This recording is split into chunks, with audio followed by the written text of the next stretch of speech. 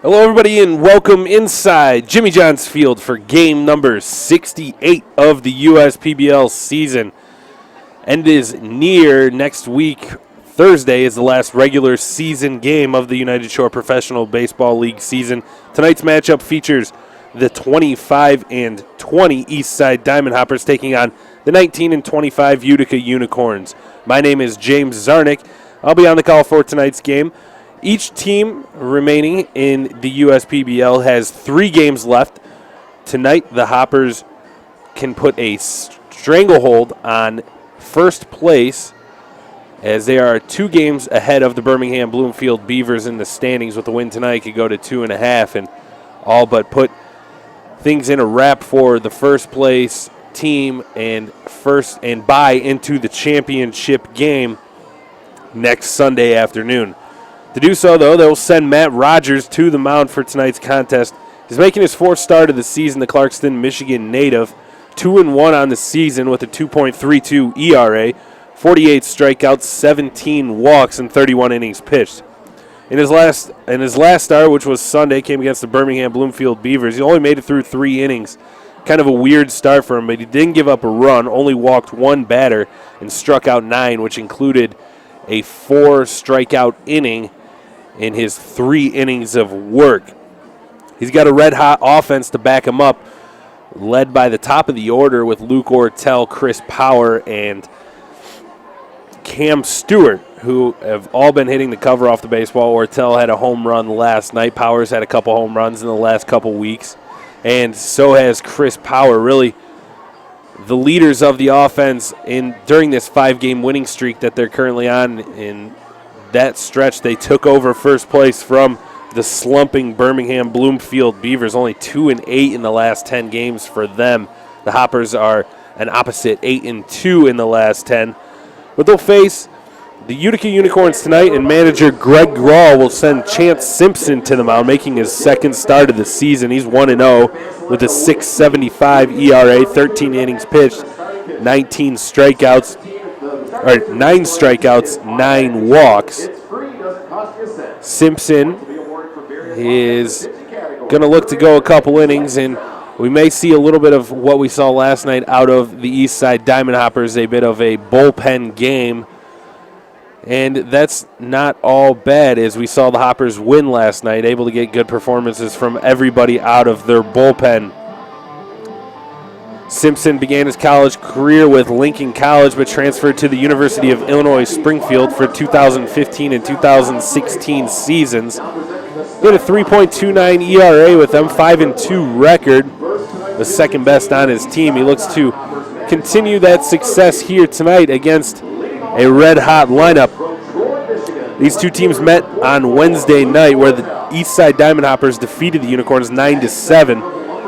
It was all out of reach until the Unicorns put a 5-spot up on the board in the 9th inning to make things interesting. They got home runs from Austin Crutcher and Chris Cruz, and those 2 guys are really where the offense for the Unicorns runs through. When they're putting up runs, those guys are leading the way. Home run power from both of them. Crutcher tied Nick Wilson on Wednesday night for league lead in home runs, has the solo league in RBIs, and is hitting around 300. He's been one of the best players in the season and making a very strong case for arguably the MVP of the USPBL season. Starting lineups are being announced on the field right now. We'll head down to them for the national anthem as well. First pitch right around the corner at 7:05. You're listening to USPBL YouTube channel. And the starting pitcher for the Eastside Diamond Hoppers tonight from Clarkston, Michigan, number 11, Matt Rogers.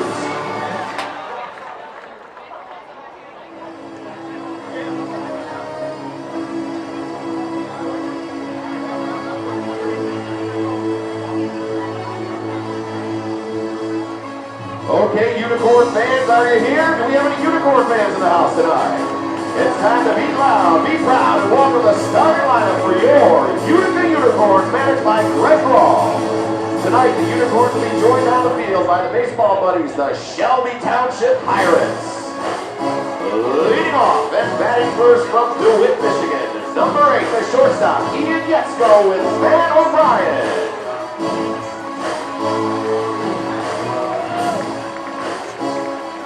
Batting second from Matthews, North Carolina, number 11, the center fielder, Brandon Raw with Caitlin O'Neill. Batting third from Goldsboro, North Carolina, number 22, the third baseman, Connor Darren with Tess Kelly. Batting fourth from Louisville, Kentucky, number 3, the left fielder, SME cleanup hitter, Austin Crutcher with Owens. Batting fifth from Bayshore, New York, number 4, the right fielder, Chris Cruz with Jonah Parsons. Batting sixth from Bridgeport, West Virginia, number 7, tonight's designated hitter, Michael Loxton with Colin Roll. Batting seventh from Melrose, Massachusetts, the first baseman, number 10, Tyler McVicker with Tyler Israel. Batting eighth from Indianapolis, Indiana, the catcher, number 14, Nick Krause. Batting ninth from Reno, Nevada, the second baseman, number 1, Matt Page.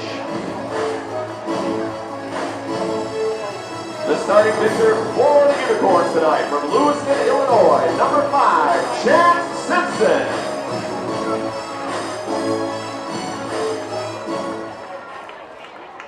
Ladies and gentlemen, please rise and remove your hats. All active duty, not in uniform, and military veterans may leave their hats on and render the hand salute as we honor America with the singing of our national anthem, tonight being performed by Ms. Kayla Sanders. Oh, say, can you see by the dawn's early light what so proudly we hailed at the twilight's last gleaming, whose broad stripes and bright stars through the perilous fight o'er the ramparts we'd watched were so gallantly streaming. And the red glare, the bombs bursting in air, gave proof through the night that our flag was still there. Oh, say does that star-spangled banner yet wave o'er the land of the free and the home of the brave? We're going to get much better than that. Let's give her a hand.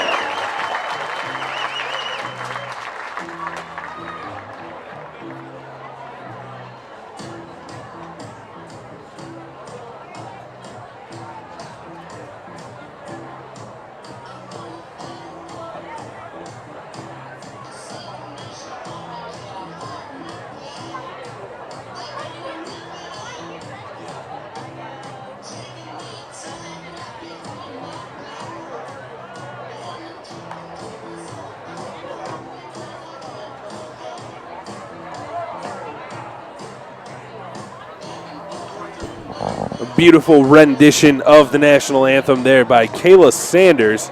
And the Unicorns have taken the field. Chance Simpson throwing his warm-up pitches on the mound, 1-0 on the season, only his second start.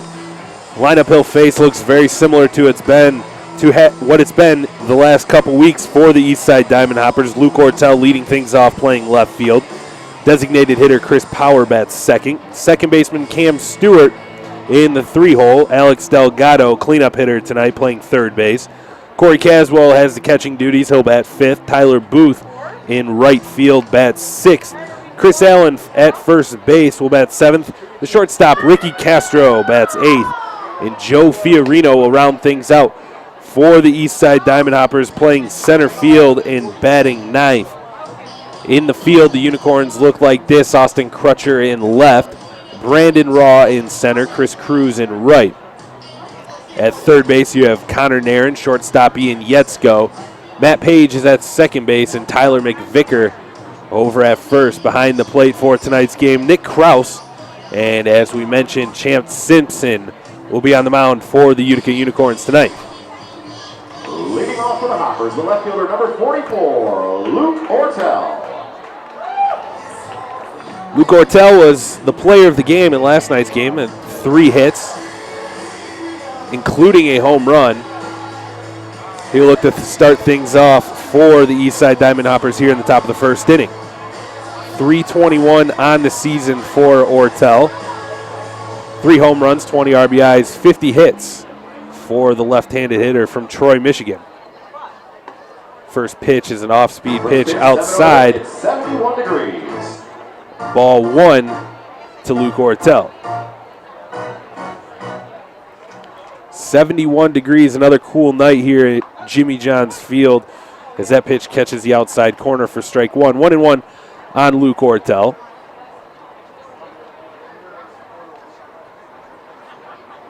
Simpson working from the stretch. Normally a reliever, misses inside with that pitch.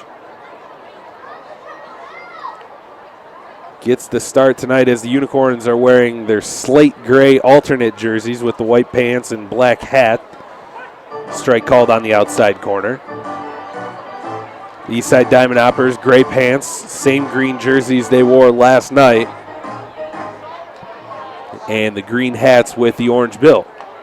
Swing and a miss. Ortel misses the off-speed pitch from Chance Simpson, and 1 down. Now batting the designated hitter, number 22, Chris Power.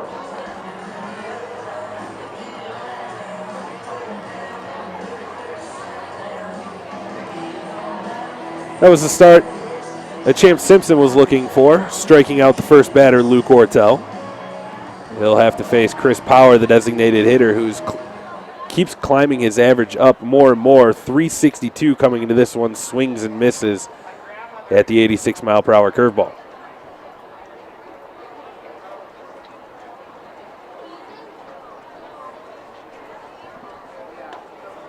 Misses inside out that pitch. 1-1 on Power. Been doing nothing but hitting the ball over the last month. Big reason this team has climbed all the way back into first place. Good curveball there. Breaks back over the heart of the plate for strike 2. Yeah, first time Simpson's really gone with a true off-speed pitch. He's been throwing a lot of gas coming out in this start. Swing and a miss. Another off-speed pitch, 77 miles per hour, and back-to-back strikeouts to start the game for Chance Simpson. Yeah, he's looked good so far. You know, obviously a little bit of a different role than we're used to seeing him, but he looks good. He has, I mean, not only just the fact that he's working from the stretch, but really his approach has been kind of a reliever's approach. A lot of hard stuff, but the last 2 pitches to Power have been breaking stuff, and so far so good, 2 batters in. They'll now face Cam Stewart, who has his average at 317, 5 home runs, 30 RBIs for the number 3 hitter. Fastball misses on the outside part of the plate.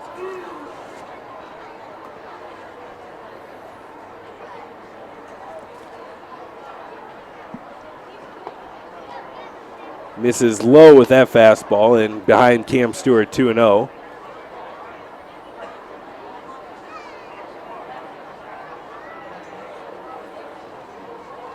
The 2-0 pitch fouled off the catcher, Kraus. Early on, and it may only be here in this top half of the first inning, but advantage the pitcher even more so than normal because as you see the shadows, it covers the mound in the plate area right now, but the head for Simpson, which also is where the release point as far as height is in the sun, so that baseball starts in the sunlight and then moves quickly into the shadows. The 2-1 pitch on the outside part of the plate for another called strike. Even the count back up 2-2.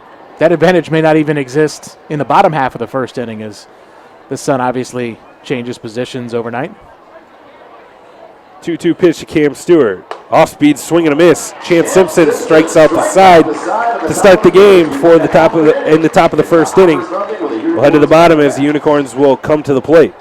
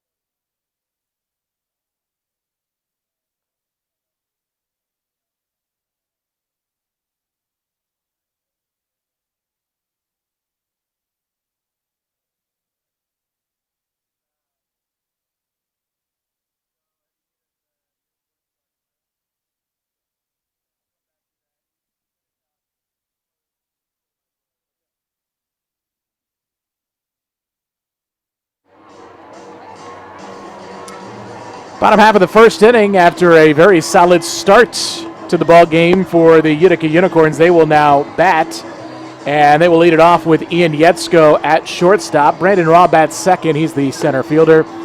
In the third spot for the Unicorns and playing third base today, it's going to be Naren batting cleanup in left field, Austin Crutcher.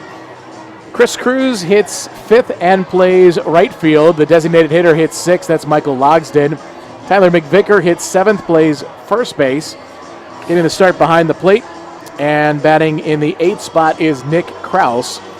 And batting ninth for the Utica Unicorns and playing second base, it's Matt Page. Yetzko, Raw, Naren, Crutcher, Cruz, Logsden, McVicker, Kraus, and Page, the starting nine for the Utica Unicorns. Defense for the Hoppers, you have Ortel in left, Fiorino in center, Booth in right, Delgado at third, Castro at short, Stewart at second, Allen's the first baseman, and Corey Caswell behind the dish for the starting pitcher from Clarkston, Michigan, Matt Rogers, who in his last start, a bit of an interesting start, only made it 3 innings, but struck out 9 batters along the way.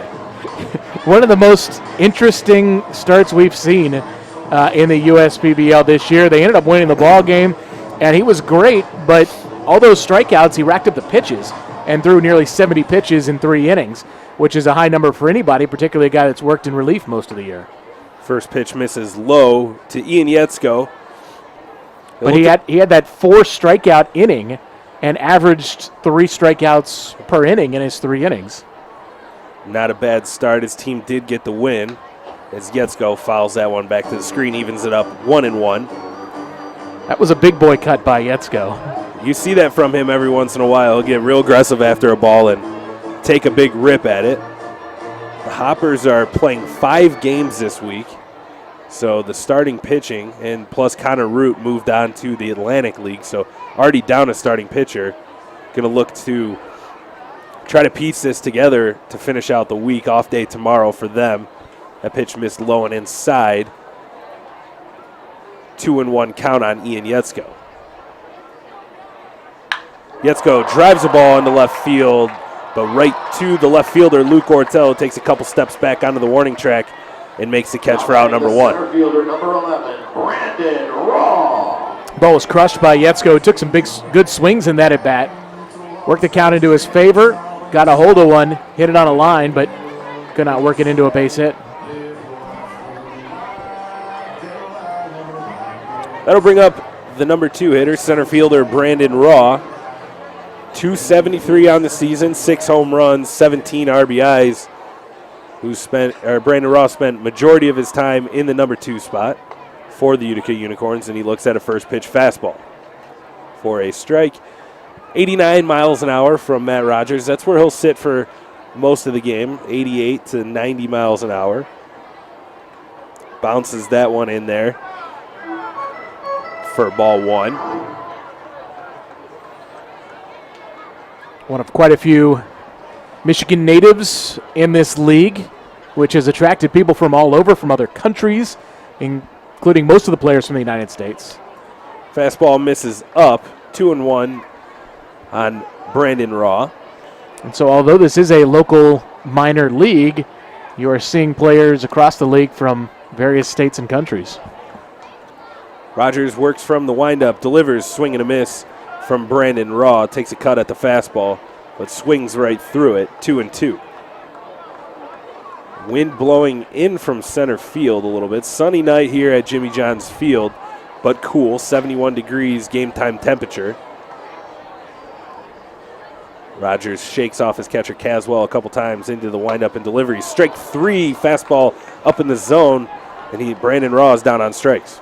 Now batting the third baseman, number 22, Connor Darren. Seeing early on kind of that relief approach by both guys, really challenging the hitters, throwing hard, and using a lot of fastballs early on in this ball game. And again, I think that pitchers right now enjoying that advantage with that shadows. It does look like it's a little bit more difficult than normal to hit with this condition. We'll bring Connor Nairn to the plate. He'll foul the first pitch back to the screen. Switch hitter batting left-handed against the righty Rogers. 290 in his time with the Unicorns, about 3 weeks now. 2 home runs, 6 RBIs. Really locking it down defensively over at third base as well. Second pitch at the at-bat, flared. Delgado over in foul territory will gather around it and make the catch. The Unicorns are out in order in the bottom of the first. We'll head to the second. No score here at Jimmy John's Field.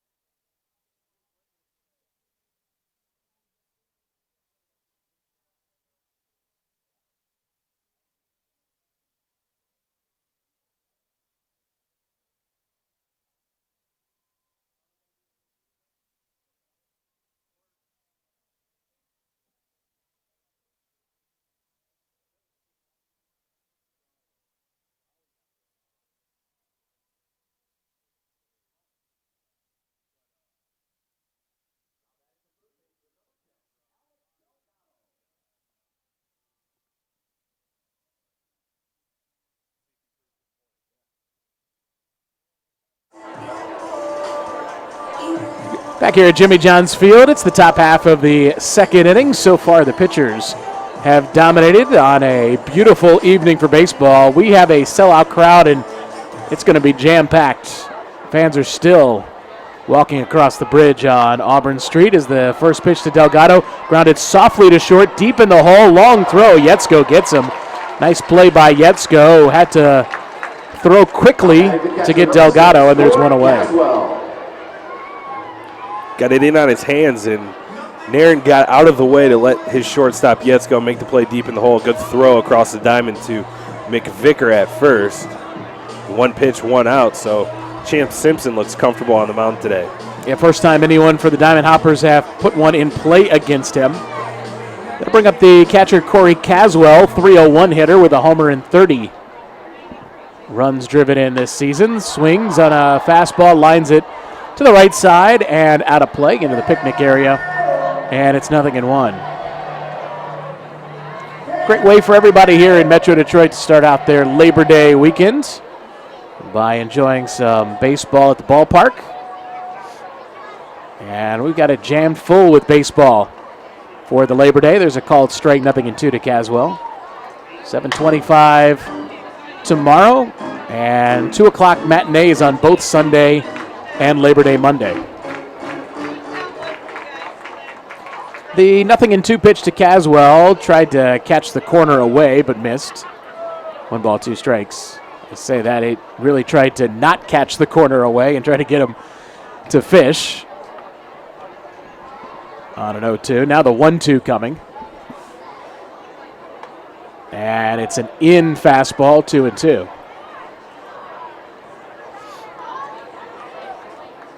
Scoreless top half of the second inning between the first place Eastside Diamond Hoppers and the Utica Unicorns. Breaking ball fouled back. Count remains 2-2. With Birmingham's loss yesterday, the Diamond Hoppers now have a 2-game lead in the USPBL. The team that finishes the regular season in first place gets that bye and advances all the way to the championship game, September 11th. Breaking ball catches the inside corner. Caswell gave up on it a little too soon. Thought it might have been up and in. And it broke over the inside corner and had the right height. 1 away, or 2 down rather. And 4 strikeouts and 5 batters for Chance Simpson. You were talking about the standings. There's only 3 games left for each team, including tonight's game in there. So the Hoppers with a victory almost all but lock up the first place seed. 2 away, bases empty, and a strike on the outside corner to Tyler Booth. Booth at .299, 4 homers, 24 RBIs. Playing pretty much every day in the Hoppers outfield.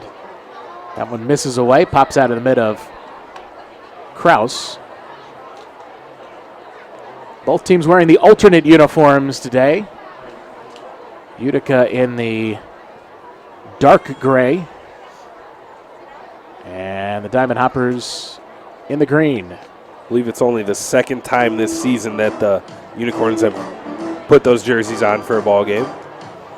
Their road uniforms are gray, but it's more of a traditional light gray. And then they've got the alternate dark gray. That one is high, 3-1. Not quite charcoal. How did you refer to it? I said like a slate. Slate, yeah. I think that's a good description. Because charcoal is darker than what they wear. Yeah. Charcoal almost looks black. Tapper to first. McVicker fields it and wins the race to the bag in time for out number 3. 6 up, 6 down against Simpson. We go to the bottom half of the second inning. Nothing doing for either offense. Hey, fans.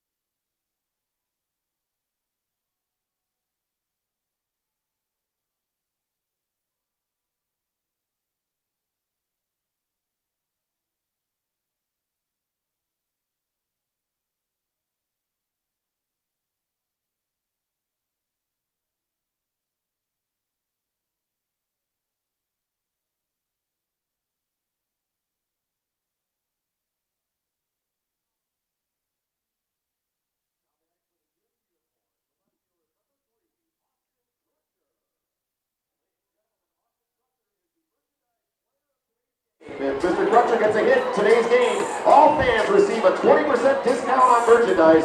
Austin Crutcher to lead off the bottom half of the second inning. Great season for him, 293 with 14 long balls, 47 RBIs. Plus, if he gets a hit today, everybody in the ballpark gets 20% off merchandise. Shows bunt pulls back and it's ball 1. I think by selecting him as the merchandise player of the game, I think the marketing people wanted everybody to get 20% off. Well, last night Tyler Booth was the merchandise player of the game, and he had a ground ball in the third inning that kind of was booted by the first baseman, and they officially ruled it a hit. Did get a true hit later in the game. It's funny how one scorer's decision could cost the league a lot of money in merchandise sales. This one's fouled back by Crutcher. The count goes to 2-1. Depends on how you look at it, though. It could net them more with the discount. More people want to buy. Or it could lose them money because the merch is going for less amounts. Kind of a glass half full, glass half empty look at things. 2-1 offering to Crutcher. Fastball, knee high, called strike 2.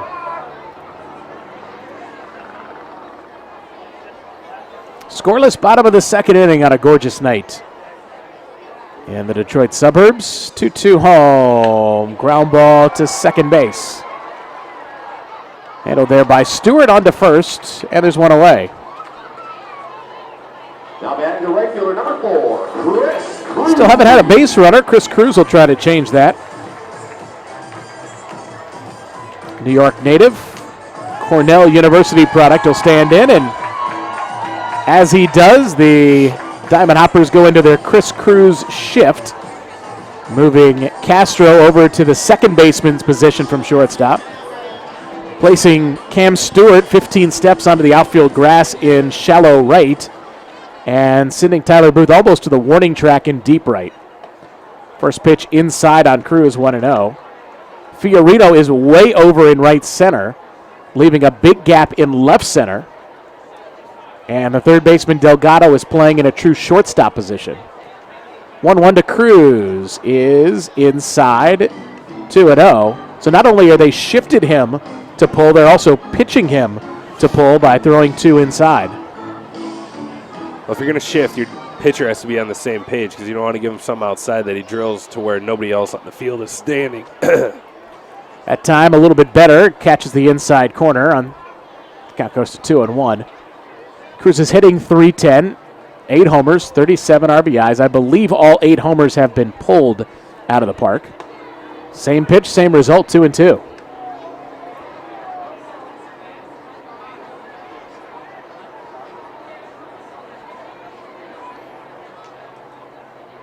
Rogers disagrees with Caswell. Now they're on the same page. And it's low and in and gets a piece of Chris Cruz. So he went with a down and in breaking ball that broke down and in on Cruz's feet. And he is the first base runner of the ball game. Michael Logsdon steps in with 1 out and a runner at first. And judging by the ovation, sounds like some family members in the crowd. Michael Logsdon fan club is here.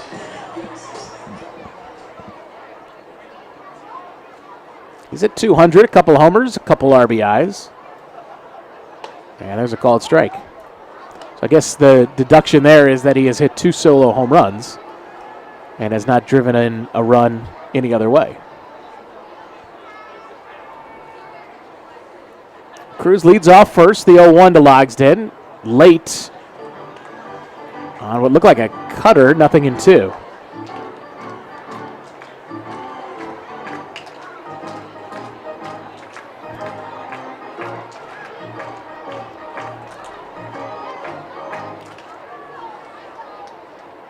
Rogers comes to the set, pauses high and delivers the 0-2. Came a little sidearm that time, misses outside, 1 ball, 2 strikes.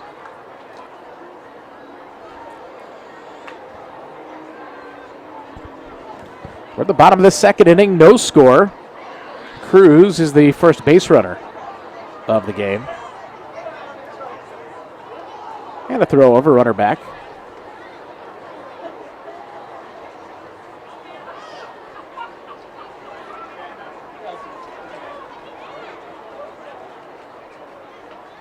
Now the 1-2. Swing and a miss, kind of a half cut by Logsdon. And he is out number 2. elevated the fastball there up and out of the strike zone. Logsdon tried to hold up, but was not able to. Swung through that one kind of half-heartedly, and he's down on strikes.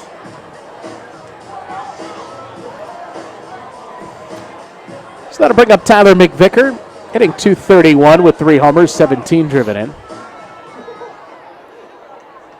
And a throw over, and Cruz just dives back safely. He was leaning, and Rogers made a good throw as Allen applied the tag.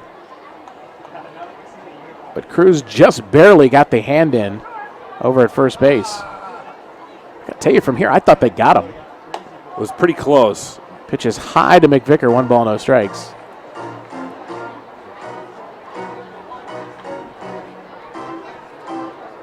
It was no argument from Paul Noce. Greg Grawl might have protested it if it went the other way. Throw over again, and again Cruz is back safely. We saw the fireworks on Wednesday from Greg Grawl. I'm surprised that hasn't made it to viral video status yet. 1-0 is high, 2-0 to McVicker. In this day and age of technology, you look at some of the minor league ejections that happen, they end up on SportsCenter the next day. And Greg Rawls was very, very good. It's one of the first shoeless arguments I've seen. This one is fouled back by McVicker, 2-1. I would think that if Joe Jackson were allowed to stay in the game a little bit longer and after his career, he might have argued the way Greg Grawl did. It was a perfect slide into third base, though. Popped right up. Got the pants dirty. Runner on the move. Called strike on the outside corner. Throw down, and Cruz is out. I don't think the throw beat him, but Cruz slid awkwardly, and I think he kind of pulled back the left hand. Yeah, it did look like that. It looked like he tried to avoid the tag, but by doing it, he got himself thrown out. Yeah, I think if he just extends the arms, he makes it. But as he pulled it back, he couldn't get the right hands on the bag, and they applied the tag on him. So Cruz is erased, trying to steal second base. We go to the top half of the third, scoreless here from Jimmy John's.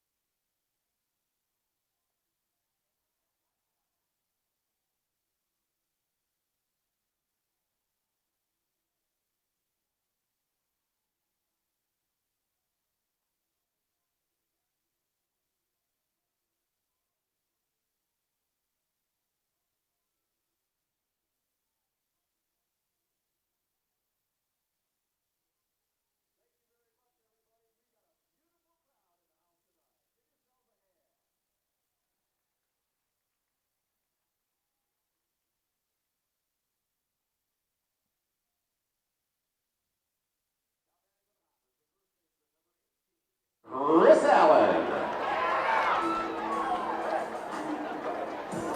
Chris Allen to begin things.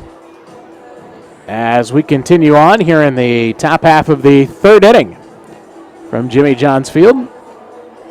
Bottom three due up, Allen, Castro, and Fiorino against Chance Simpson. First pitch to Allen is fouled back behind the plate, 0-1. So far, both pitchers dealing in the early going.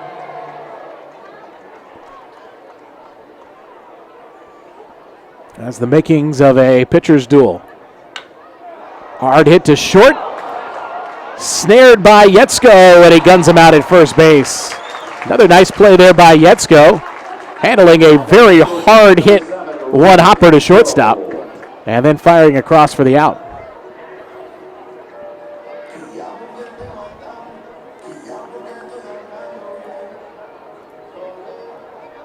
Going to bring up Ricky Castro, the shortstop.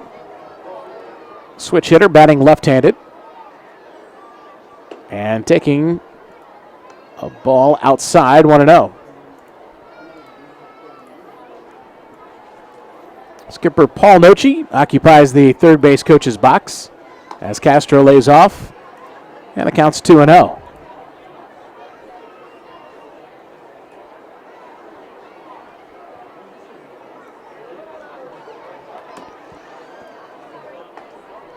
Castro feinted a bunt, pulls back, and it's right down the middle. Diamond Hoppers interplay at 25-20, riding a 5-game winning streak. That one's tapped back to the mound off of Simpson's glove, has time to recover, and flips overhand to McVicker, 2 away. Good play to stay with that after it bounced out of his glove. Plenty of time to make the play. Birmingham Bloomfield is second place. They now trail the Diamond Hoppers by 2 games and are on a 4-game losing streak. Unicorns are 19-25.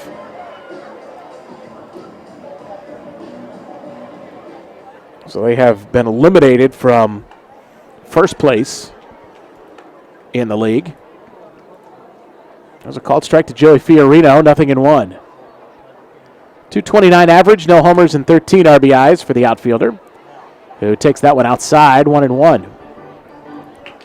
2 outs, bases empty, top of the third. No score.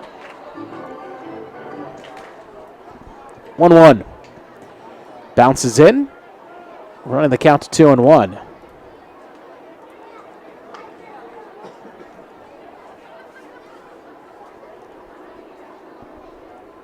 Now the 2-1 to Fiorino is fouled off the mitt of Kraus back behind the plate, and it's 2-2. Little tardy on that swing from Fiorino. Almost took it out of the glove of Kraus.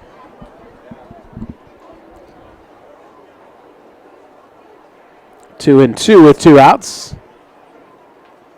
And it's lined off the glove of McVicker and into right field. That'll be the game's first hit.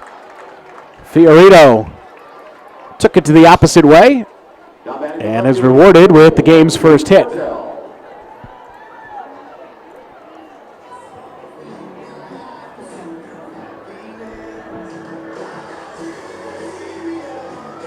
Top of the order, and Luke Ortel.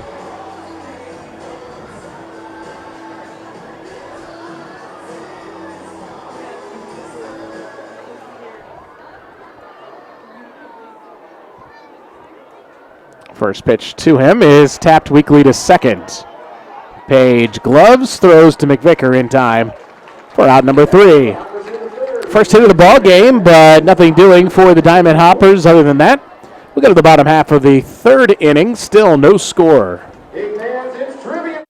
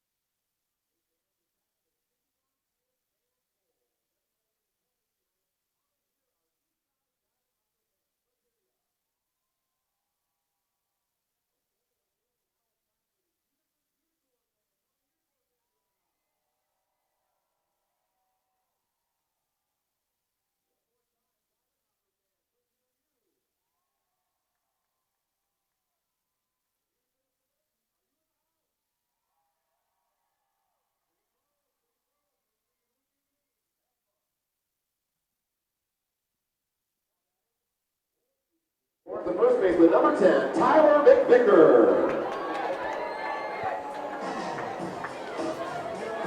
No score, bottom half of the third inning, and bottom three in the order for Utica. Beginning with Tyler McVicker, who was at the plate when Chris Cruz was gunned down at second base. Nick Krause and Matt Page to follow. And the first pitch is down low.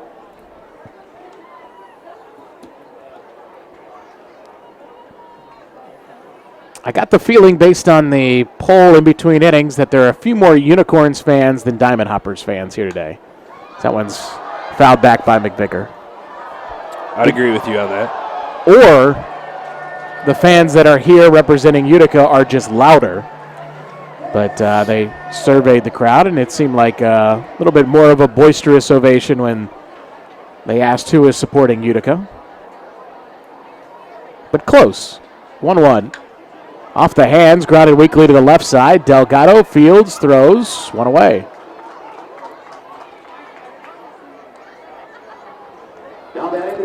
Seven up, seven down for Rogers. At least he's faced the minimum. And Nick Krause, the catcher, steps up at 204. No homers and 2 RBIs.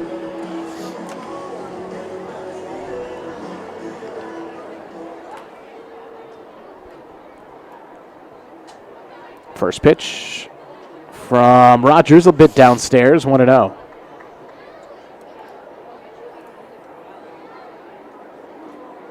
Krause joining the league from Indianapolis, Indiana. Fouls it back behind the plate, 1-1. Favorite player, according to Nick Krause. I think this is probably a pretty expected answer. He's a catcher. His favorite player is Yadier Molina, one of the top all-around catchers in baseball, particularly in his younger days. Called strike there, makes it 1-2. And Nick Krause and I share a obsession with the TV show Friday Night Lights. That one is downstairs to Krause, 2-2. Did you watch that when it was live on TV, or was it? No, I got Netflix? into it late after on Netflix. Yeah, but yeah, big fan of Coach Taylor and Tammy Taylor, the entire Taylor fan. Actually, I didn't like the daughter Taylor; she was kind of annoying. 2-2 is lined and caught at second base by Stewart. 2 away. Never thought she gave Sarazen a fair shake. I've not watched the show, so So you cannot I can't comment. But yeah, she was dating QB2 there for a while, and I don't know. She always had, you know what? She was a teenage girl. There was always something going on, you know? Okay, understandable. There was always some drama. It was a good show. Inside corner strike to Matt Page, 0-1. I didn't like it when Coach moved to the new school, the East Dillon. Wanted him to stay at Dillon High. It's going to have to show I'll have to check out. Here's the 0-1 to Page. Swing and a miss, and it goes to 0-2. Page hitting .269 since joining the league, a homer with 4 RBIs. Out of Reno, Nevada. Bends at the knees, chokes up a bit on the bat, and misses low. 1 ball and 2 strikes.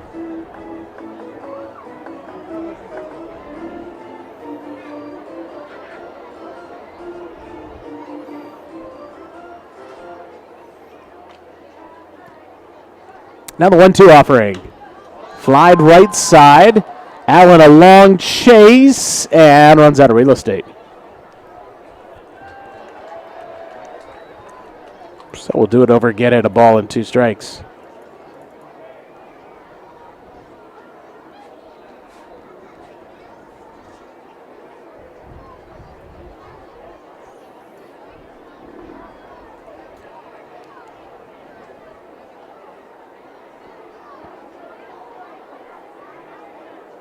A little too much time taken on the mound.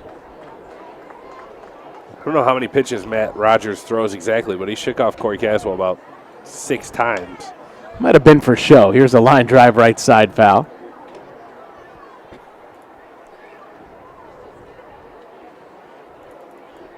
Sometimes you do it enough, you just get in the guy's head. Sometimes pitchers don't even have the intention of agreeing on a pitch. They just want to mess with them. Page rips that ball deep left field. Ortel back and plays it off the wall. Page rounds first, heads for second, and will make it in sliding. That's the Unicorns' first hit of the ball game, and it's a ringing double off the wall in left field. Good piece of hitting there. And fell behind 1 and 2, but fouled a couple pitches off before driving that ball off the wall in left field. Ortel made a strong throw into second place, made it a lot closer than I thought it was going to be originally. Page was almost handicapped by how hard he hit it because it came up the wall so easily to Ortel. A slower runner might have been either thrown out or limited to just a single.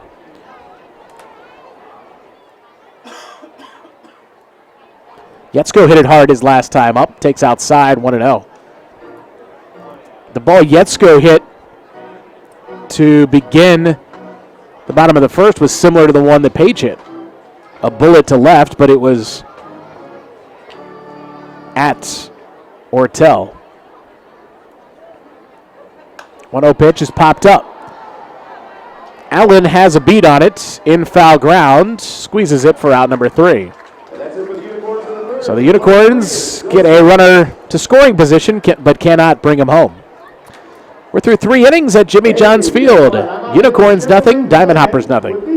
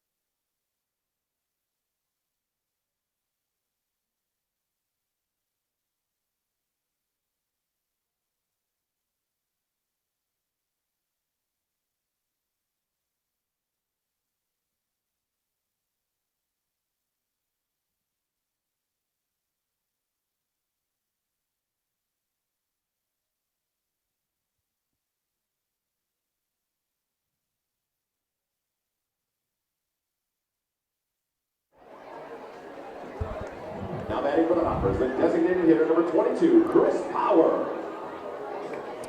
2, 3, and 4 in the order for the Eastside Diamond Hoppers. Beginning with the designated hitter, Chris Power.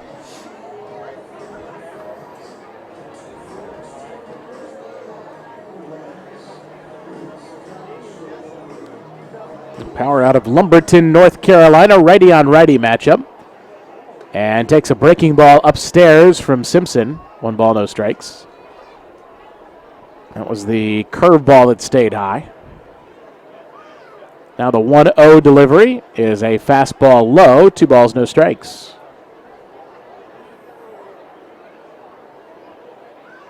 Power has really played himself into a terrific season. Came in hitting .362. That pitch is outside. 3-0 to the DH. Also valuable when you can put up offensive numbers like he has done, and Caswell for that matter, at that position being a catcher. 3-0 is in there for a strike. Yeah, absolutely. You don't usually see the catchers contribute as much offensively as both of Caswell and Power have this season. That one's tapped foul at the plate, and it's 3-2. Caswell has gotten more starts behind the plate, but it seems like every day they're both in the lineup, just flopping between catcher and DH. 3-2 offering fly ball. Along the first base line, McVicker gives chase into foul territory, squeezes it for out number 1. Good job battling back there for Simpson. And Stewart.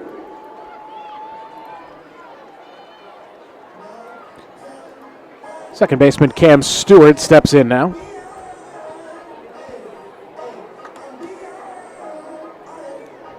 Another guy in this Diamond Hoppers order who has had a good year and is playing well lately, part of their late surge to take over first place. He's going to likely finish the year well above 300. As a fastball sails high, 1-0.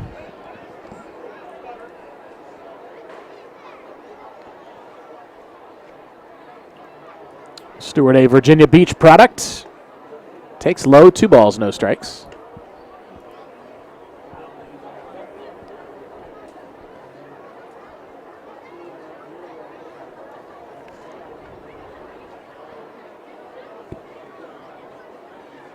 Up to 45 hits now on the year for Stewart as he takes inside, tips off the bit of Kraus.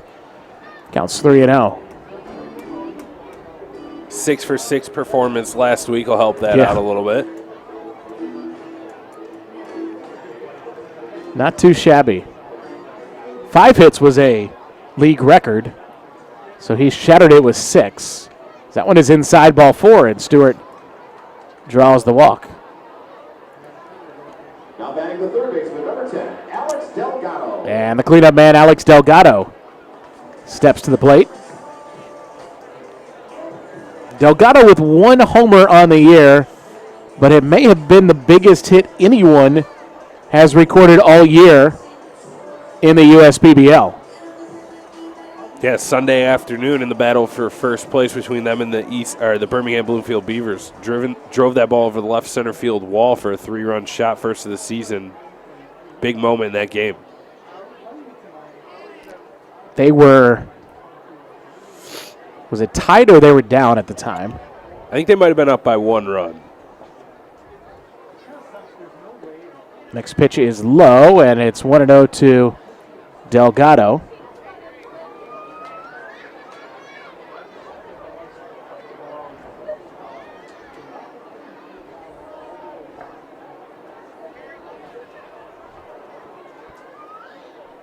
Now the set, next pitch outside, throw down, and he's back in time.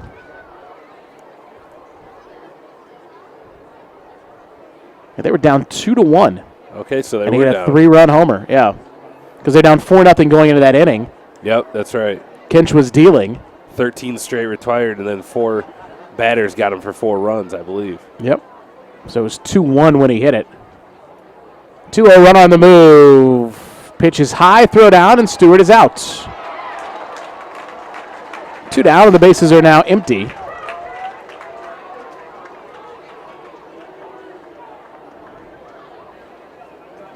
Pitch was a ball to Delgado, so 3-0. The count.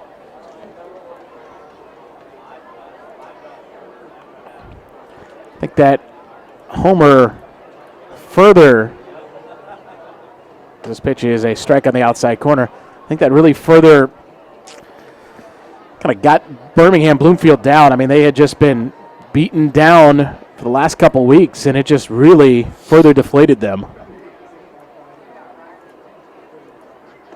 Delgado takes a late called strike 2 to run the count full.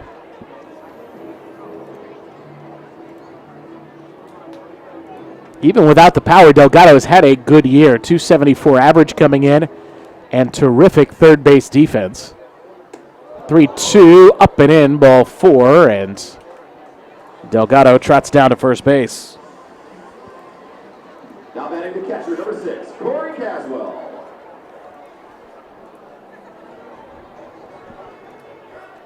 I'll bring up Corey Caswell, the catcher.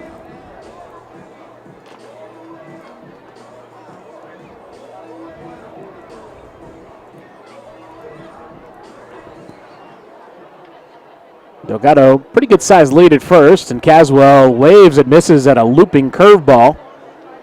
0-1.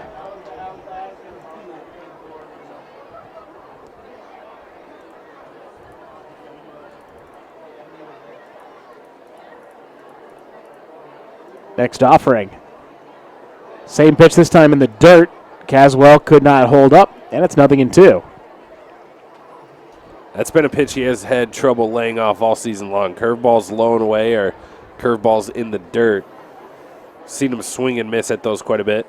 Okay, Caswell swung at 2 breaking balls and missed. Do they go back with it or do they go with a high fastball? Breaking ball, and he lines it into right field for a base hit. He makes the adjustment. Delgado's going to take off for third. Cruz's throw is late.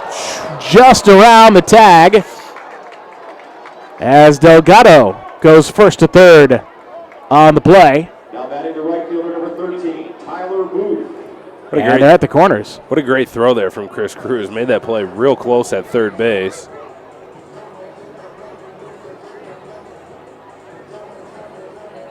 Very close, and I think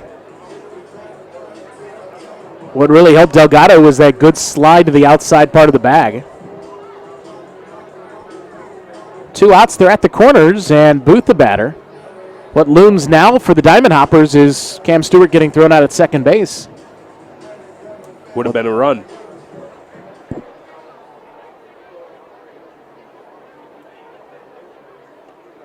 Low and away. Give Caswell some credit, too. He looked bad on a couple of breaking balls and stayed on that 0-2 breaking ball and lined it to right. 1-0 to Booth is in the dirt, blocked by Kraus behind the plate.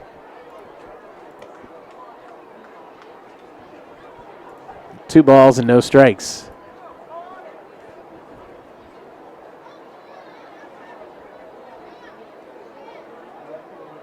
The set, the delivery home. Ground ball up the middle.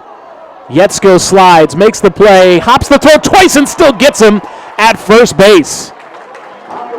Yetzko has turned in some fine defensive plays already in the ballgame.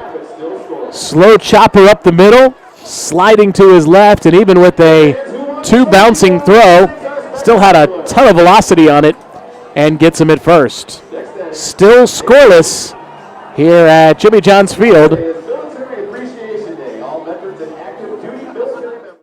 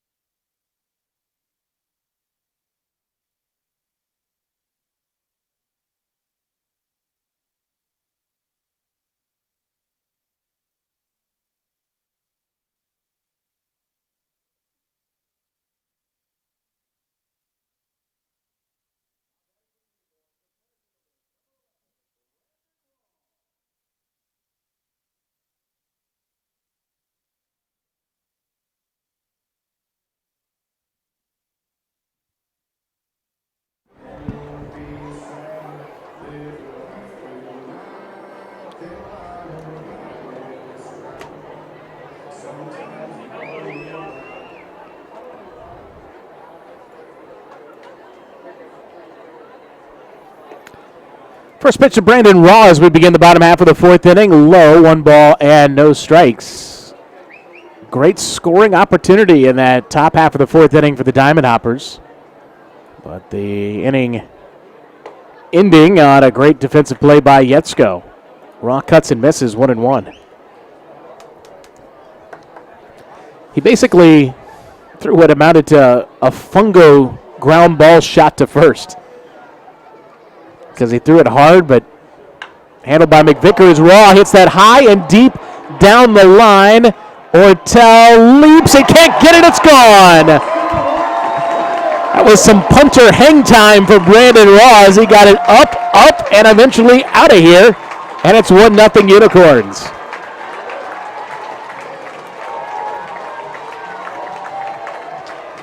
That shot would have played well for the punters at the NFL Combine. It was up in the air forever. I didn't know if it was just going to be a fly ball to the warning track or if Ortel was going to have a chance to catch it, but it kept carrying over the wall out there in left field. So Brandon Raw connecting for the game's first run, just the second hit for the Unicorns. And now it's Connor Nairn looking at a bell tie, strike one.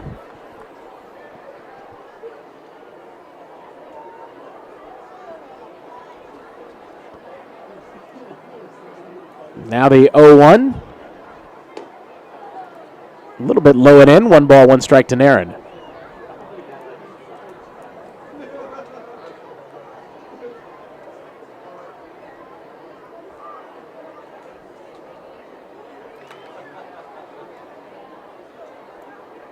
The kick, the 1-1. Inside, just missed 2 balls at a strike.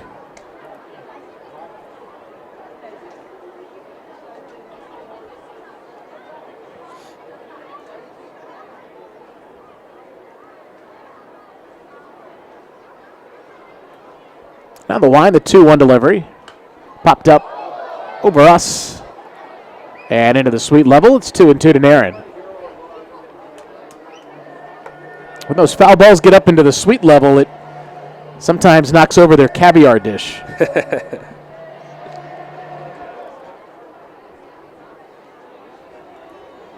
2-2. Line to right field. That's hit number 3 for the Unicorns.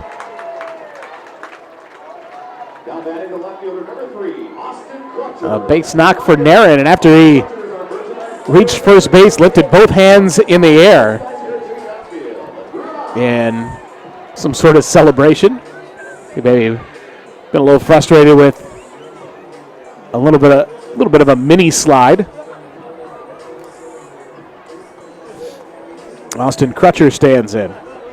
So when you were up in the suite last week, is that what you had up there, caviar? No, we had some good food though. Ground ball weakly to the right side.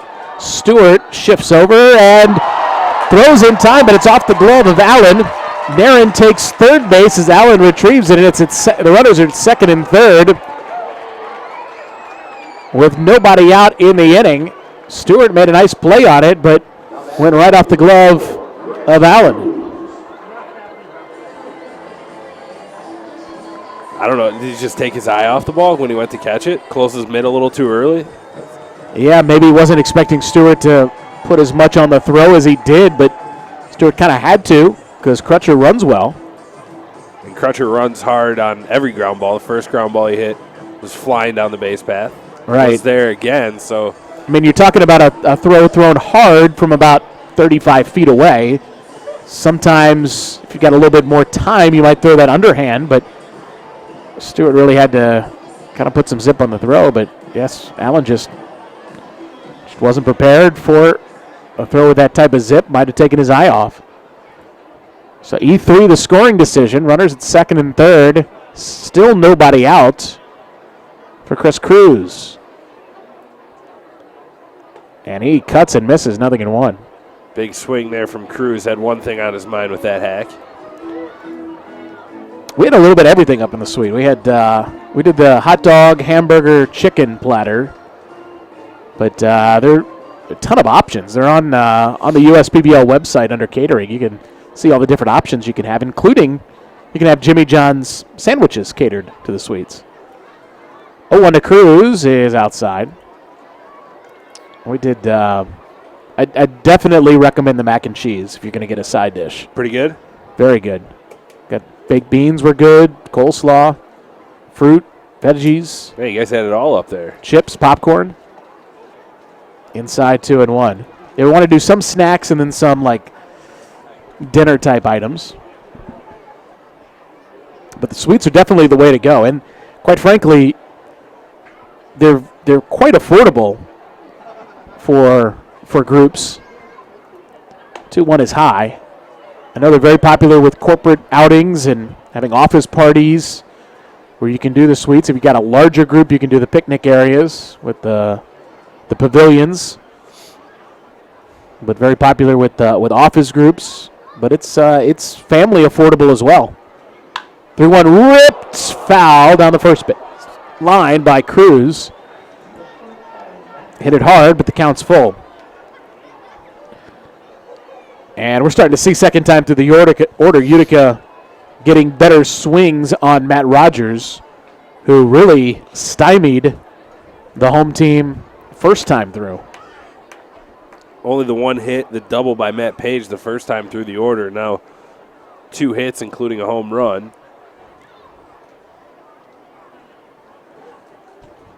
3-2 to Cruz. Swing and a miss. Comes up empty on a high fastball. And we've got 1 down. And Mike Logsdon heading to the plate.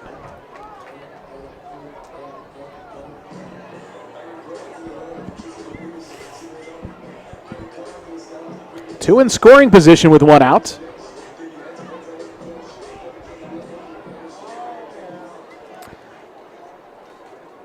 Logsdon with that open stance.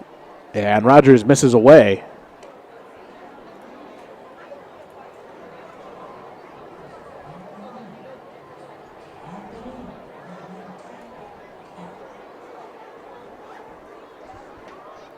Now the right-hander pauses and delivers a 1-0, and Logsdon comes up empty on a high fastball.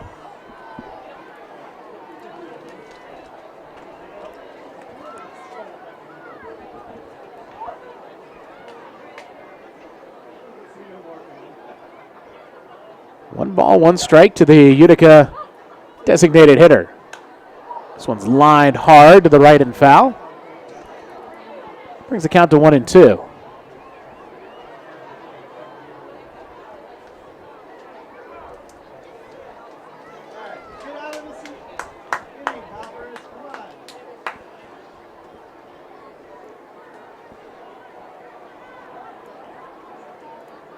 Well, 1-2 to Logsdon with 1 out.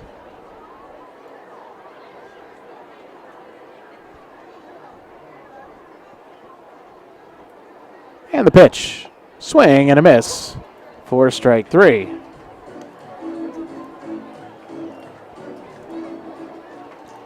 Now batting the first baseman, number 10, Tyler McVicker. Bring up Tyler McVicker, 2 outs. And runners at second and third. Utica's already scored. Solo home run by Brandon Raw made it 1-0. But then they're threatening. They had second and third, none out. They're gifted Crutcher's runner on the error by Allen. But they haven't been able to make the Diamond Hoppers pay for it. That one's up and in and hits the helmet of McVicker. It was a 71-mile-an-hour curveball. That's the good news. It still doesn't feel good when you get hit in the helmet. But it was a breaking ball to McVicker, and the bases are now loaded. And Paul Noce is going to talk about things. Didn't really look like McVicker attempted too much to get out of the way of that. Usually if a ball's coming at your head, maybe recognized it was a curveball and just didn't do much of any curving. Your lack of faith disturbing. Yeah, it may have been. He recognized a curveball, thought it would curve, and it just didn't. Never it curved. Just stayed up and in. Sandwiches at the Big Bone Barbecue Stand along the third base line. That's right, $4. Mound visit broken up, and the bases are loaded for the catcher, Nick Krause.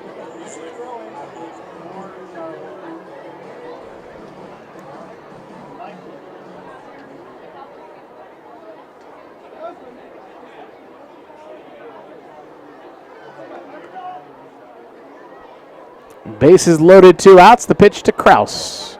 Fastball outside corner at the knees.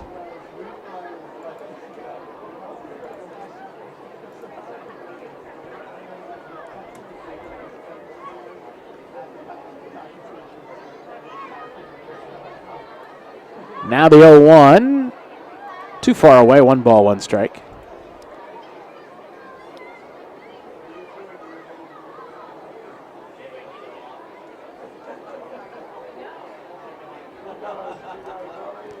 Bases are full of unicorns.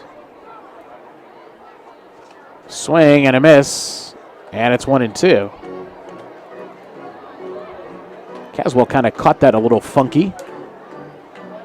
1-2, 2 outs. Narin at third, Crutcher at second, McVicker at first. 1-0 Unicorns looking to add to that. 1 ball, 2 strikes, 2 outs. Kraus ready, so is Rogers. Fouled it back.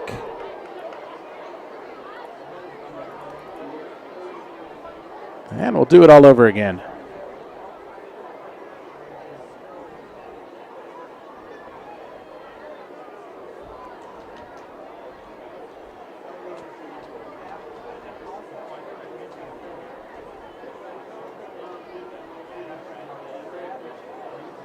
Another 1-2 from Rogers. High fly ball to left field. He got under it.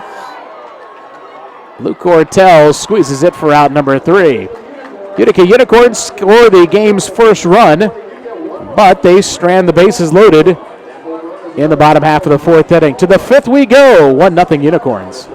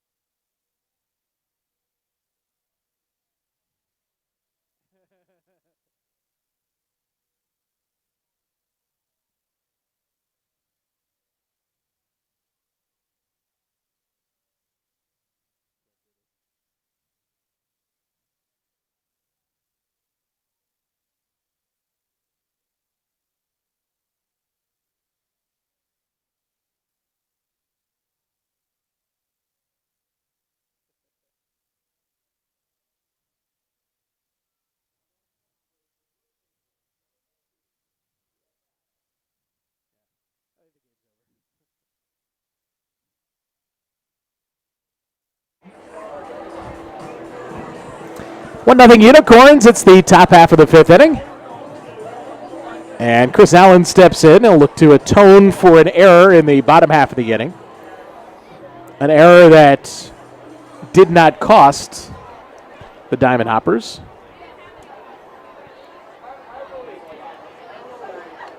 First pitch to the big first baseman. Curveball stays outside, 1-0. Allen out of Cal State Northridge. 1-0. Let's low it in. 2 balls, no strikes. So you compare a guy like the Diamond Hoppers starter, Matt Rogers. This pitch to Allen, hard hit to third, but handled by Narin. Across the diamond, kind of babied it across, but gets Allen one away. But you look at a guy like Rogers. He came down I-75 and across M59, 10, 15 miles to play here in the USPBL. And a guy like Chris Stewart travels thousands of miles across the country from California to play.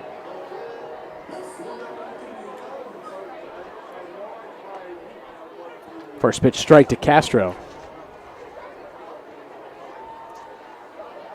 Castro was born in the Dominican Republic. So even further. 0-1. Fly ball, center field.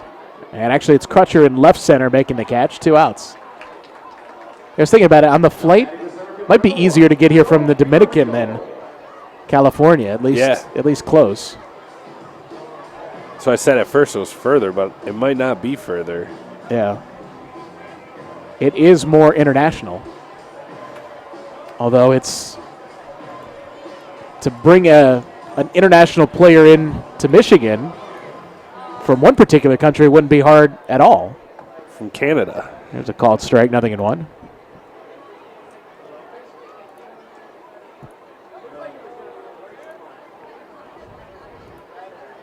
A 1 pitch on the way is low. 1 ball, 1 strike. One thing you'll always notice about Canadian players, almost all the position players throw right-handed, bat left-handed. Just swing and a miss, 1 and 2. And I was told it's because of the way you hit a hockey puck. That most of the right-handers hit left-handed in hockey on a slap shot. Here's a fly ball to center field, handled there in center field for out number 3. It makes sense, but I'm an exception to that. I play hockey left-handed, but batted right-handed when I played baseball. But yeah, if you look up and down like the World Baseball Classic rosters, they're really susceptible to lefties on the Canadian roster. We're halfway through the ball game. It's 1-0, and in favor of the Unicorns.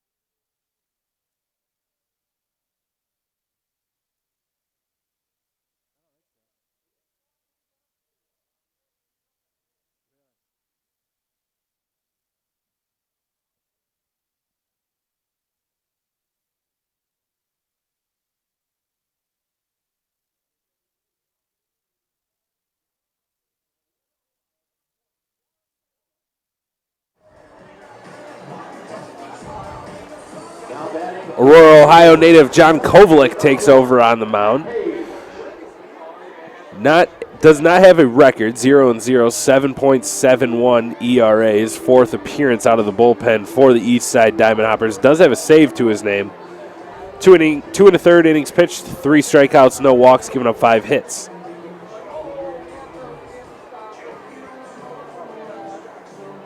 We'll face Matt Page, who recorded the first hit of the game for the Unicorns. 1-0 Unicorns. And they're batting here in the bottom half of the 5th inning. Kovalik doing a little groundskeeping before he gets started. And he straddles it up on the first base side of the rubber.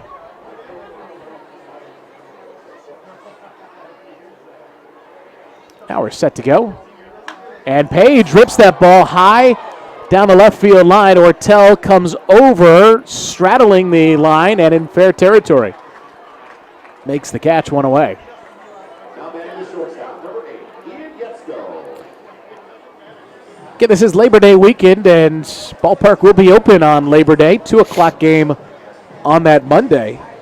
And how about the promotion? Hot dogs for 25 cents. Can't beat it. I don't think you can get one cheaper anywhere else. It's a good day. So hold off doing your laundry. Bring that big sack of change to the ballpark. And pay for your hot dogs with a quarter. So it's fouled back by Yetsko, 0-1. They'll take 2 dimes and a nickel. They'll take 25 pennies if you're so inclined. I wonder if they're capping it. I know last time they did it was 4 per person. Correct. Now, is that 4 per transaction? I think it's 4 per ticket. They Gotcha. they punch a hole in your ticket. Yetsko grounds that left side base hit. And he is aboard. Okay, so you come with a family of 4. You get 16 hot dogs. I got to tell you that if you can go beyond that, I mean, just I'm not wearing one, but hats off to you. But if you're hungry after your family's 16th hot dog, then you know what? There's burgers and chicken and nachos and cheesesteaks available as well. You can find anything you want to eat here, really. Brandon Raw broke the 0-0 tie his last time up with a high, towering home run.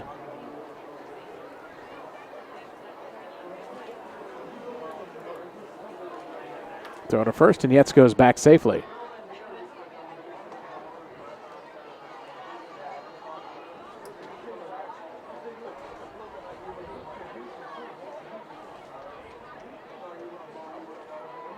One nothing Unicorns, bottom half of the 5th.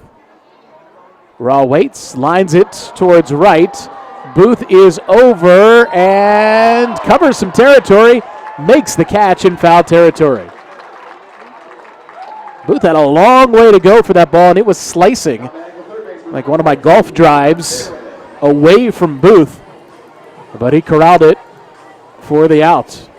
Yeah, fine running play, like you said. Covered a lot of ground out there. Caught it in fair territory right over by the Hoppers bullpen. And we've seen Booth do that a number of times. Covers a lot of ground out there in right field for the Hoppers. Just makes another play.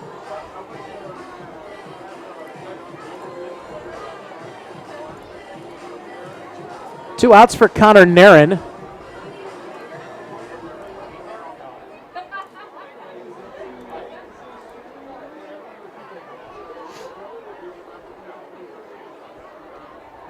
Throw over, runner back.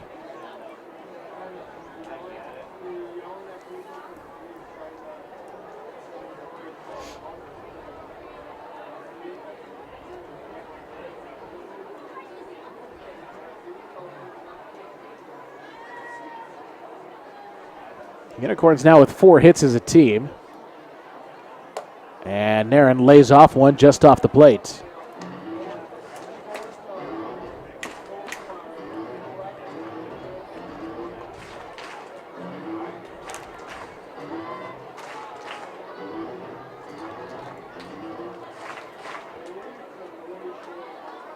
Here comes the 1-0. Nairn hits that ball in the air, down the right field line, hooking and into the picnic area.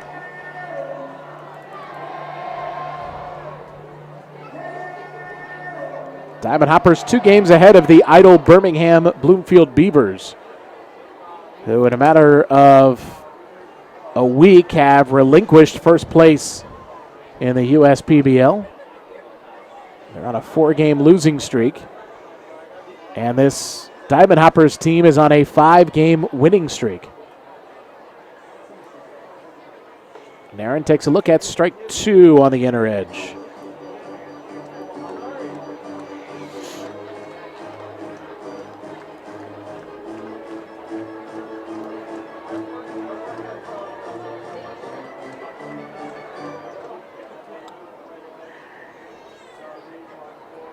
Throw over and Yetsko belly flops back into the bag.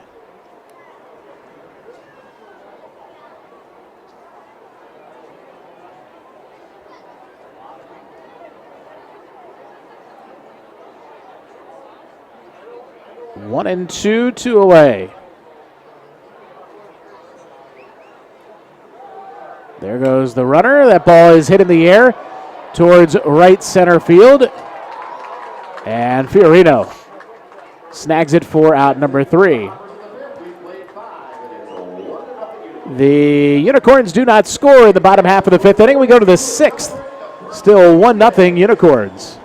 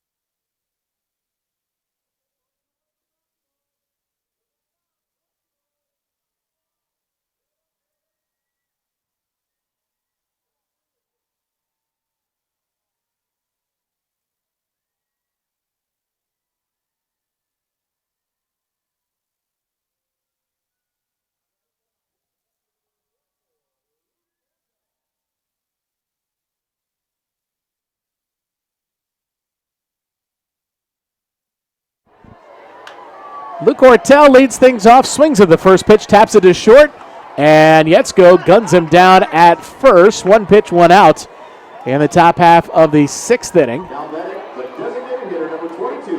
And Chris Powers steps in, 1-0 Unicorns. And they didn't really have to make Chance Simpson work much to get the first out here of the 6th.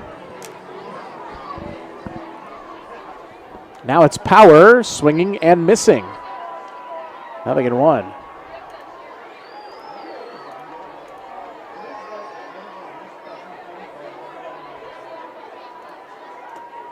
That one is inside, 1 ball and 1 strike.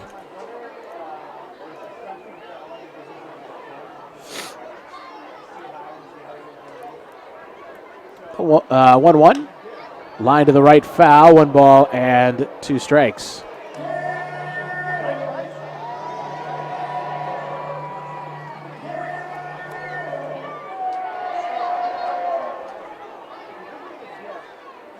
Here comes a 1-2, outside corner fastball.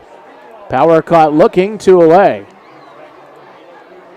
Not happy with the call, but good location there from Chance Simpson, right on the outside. Black gets Cam Stewart to freeze, or not Cam Stewart. He's coming up the bat. Chris Power to freeze, not be able to pull the trigger on that pitch. 2 outs quickly here in the top of the 6th.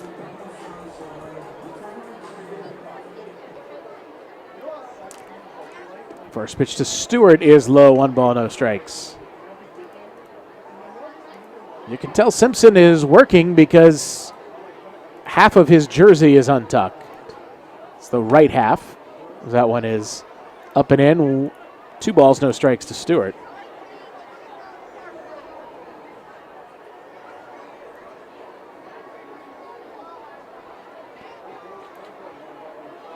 Stewart cuts and misses, 2-1.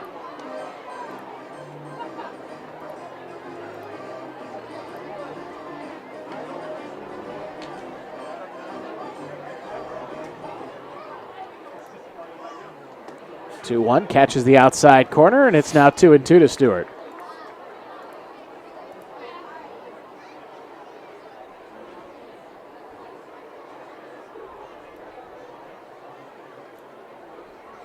Next one, line by Stewart, left center field. That's a base hit. Towards the gap, Stewart's going to try for 2. Ross throw way high. McVicker backs it up with his left knee. And then it ricochets to Simpson, the pitcher. Third baseman number Rao had a shot at him, Delgado. but not with that throw height.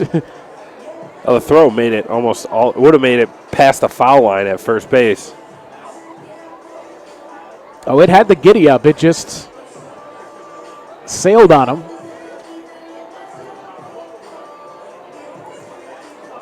Good aggressive base running there from Cam Stewart, though, to try to take two. Now he gets himself into scoring position. A base hit could score him here from Alex Delgado. Shane McCaddy is going to talk to Simpson on the mound. Right-hander begins to throw in the Utica bullpen. Delgado is the batter.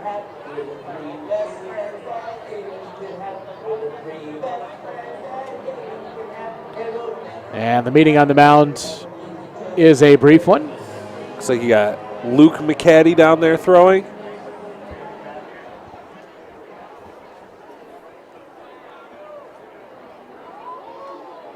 Two outs with a runner at second.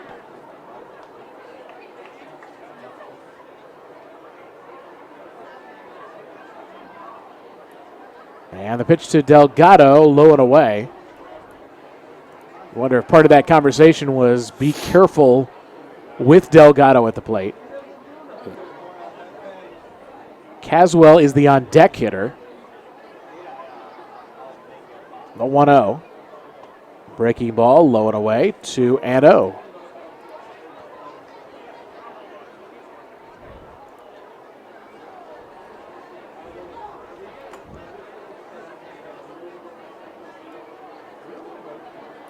Now the 2-0 pitch. Splits the middle of the plate at the belt, 2-1.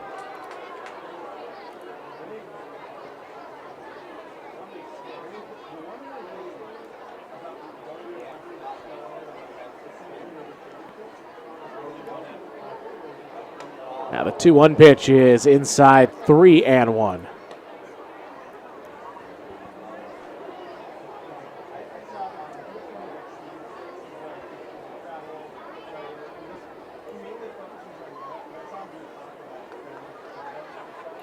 Next one to Delgado is on the outside corner, and it's full. 3-2.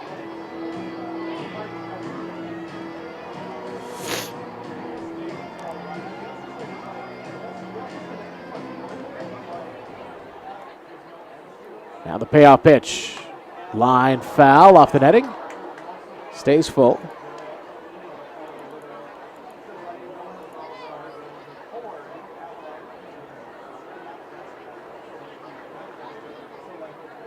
Stewart, the runner at second. It's 1-0 Unicorns.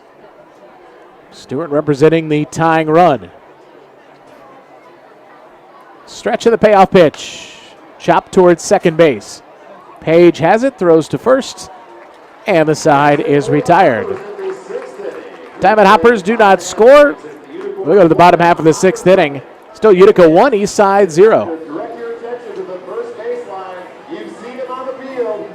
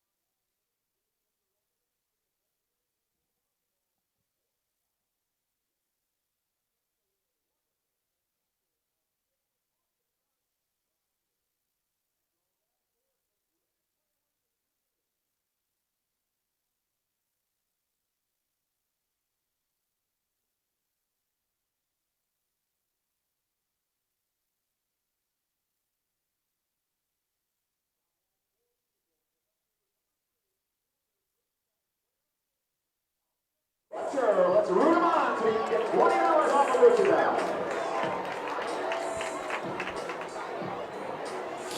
Austin Crutcher begins things in the bottom half of the 6th inning for the Utica Unicorns.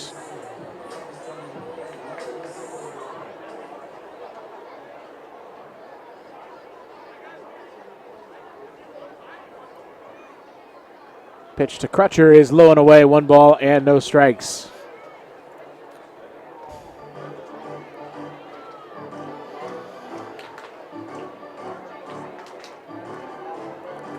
It's been a pitcher's duel so far, just a combined 7 hits for both teams as Crutcher chops it foul.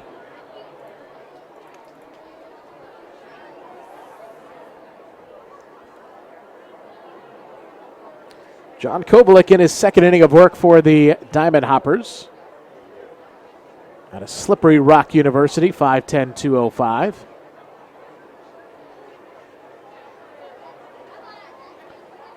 Comes the 1-1. Misses the outside corner, 2-1.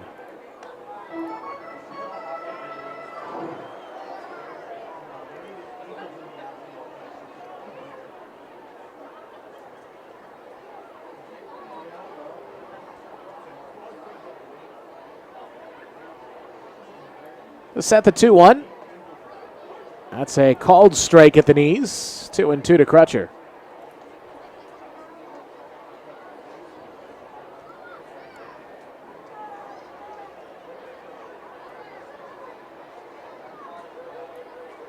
Now the pitch home. Off the outside edge. The count's full, 3-2.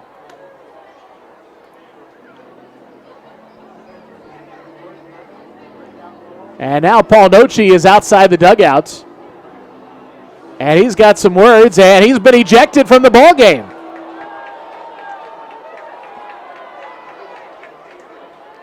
And now Paul Nochi is giving it to the home plate umpire. And he is going nose to nose.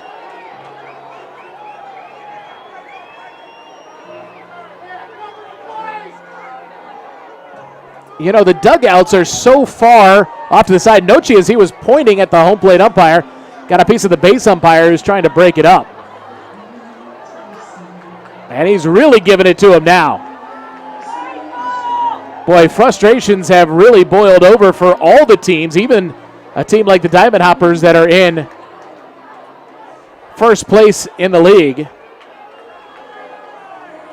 And Nochi now heading back to the dugout. He's got another parting shot for the home plate umpire. I got to tell you from here, I think it's been a pretty consistent zone today. I'd say so as well. And from where the dugouts are, it's a really tough view for the coaching staff or anybody to see from there, outside or inside.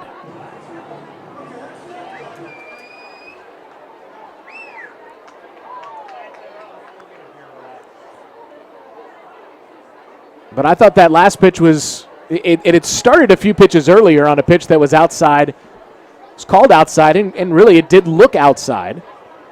And then that was a borderline pitch, but I think it did miss the corner away after a borderline call went the Diamond Hoppers' way the pitch before. It's now full to Crutcher. And the pitch from Kovalik is swung on and missed for strike 3. That was not in the zone. But Crutcher chased anyhow, 1 away. Now batting the right fielder, number 4, Chris Cruz.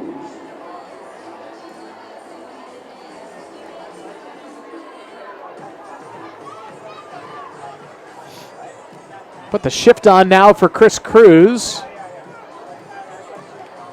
With Delgado sliding over to short. Castro sliding from short to second baseman's position. And Stewart moving to shallow right field. Cruz a dead pull hitter. And Kovalik delivers outside, 1 ball, no strikes.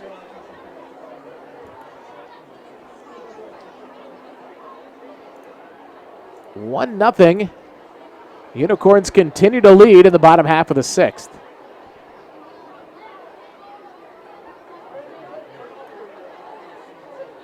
Next pitch bounces in. 2 balls, no strikes.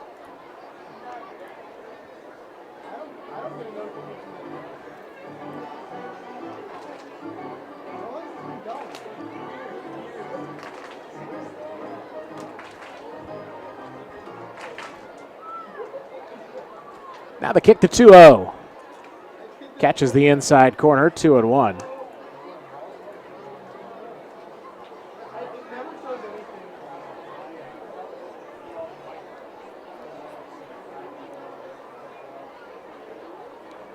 Kovalik always works from the stretch. Fires a 2-1 to Cruz. And he comes up empty, 2 balls and 2 strikes.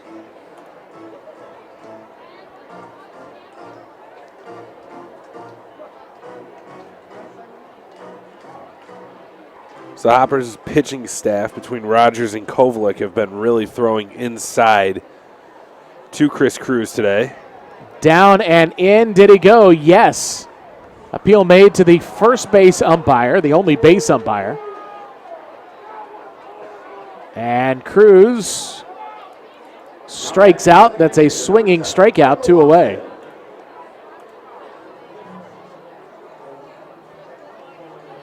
Well, I didn't think we were going to see that this season. First base umpire calling a lefty out on a check swing.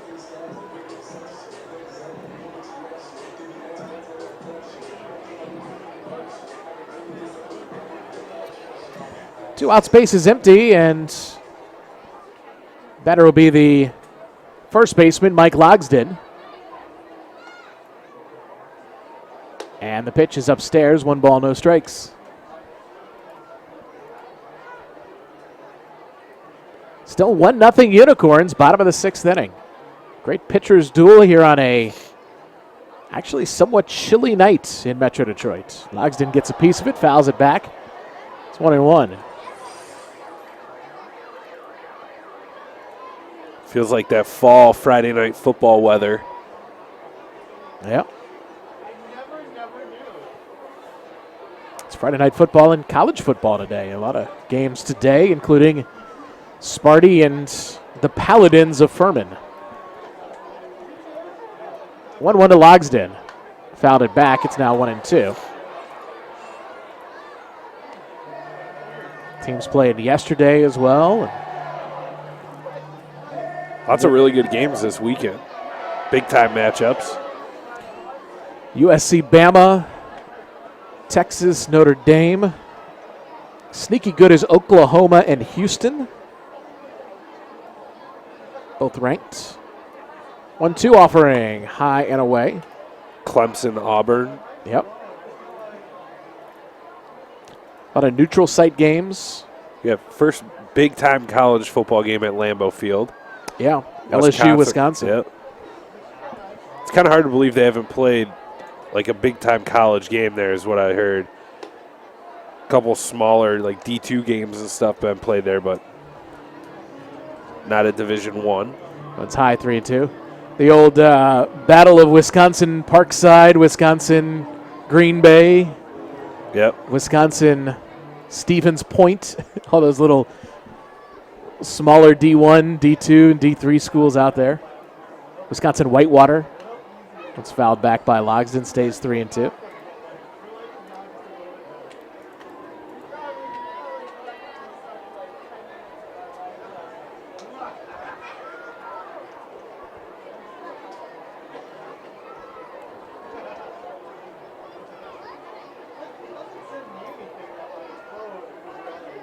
Another 3-2 on the way to Logsdon.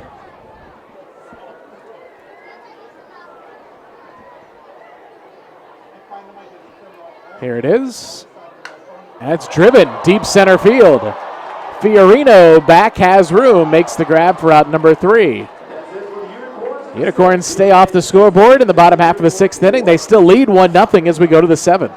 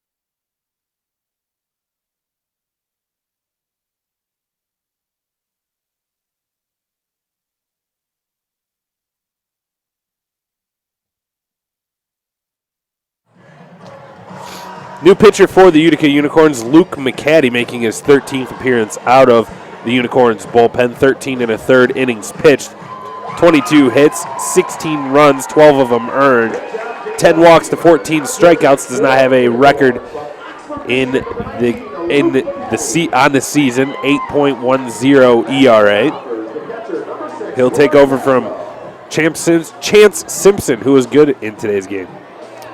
He was, and has a chance to win it if the bullpen can hold it. McCaddy delivers the first pitch, and a slow curveball gets Corey Caswell 0-1. Last few weeks, McCaddy has not gotten a whole lot of outings like this. Key spots to try to protect a lead. See how he responds as Caswell looks at one away, 1-1. But he gets an opportunity here to see some really meaningful time on the mound. Caswell flies it right side. Foul ground. McVicker back to the infield, racing back. Can't get there, and it's off the warning track to the right. It's 1-2.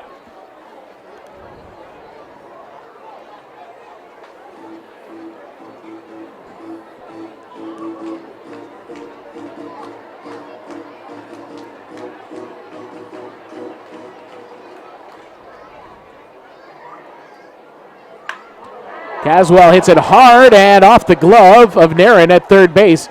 Trickles into left, and Caswell has a leadoff single on a smoked line drive to the third baseman.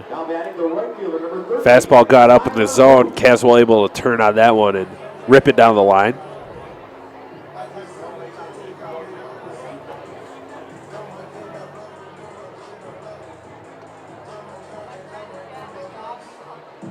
Now it's Booth as Greg Grawl makes his way out to the mound.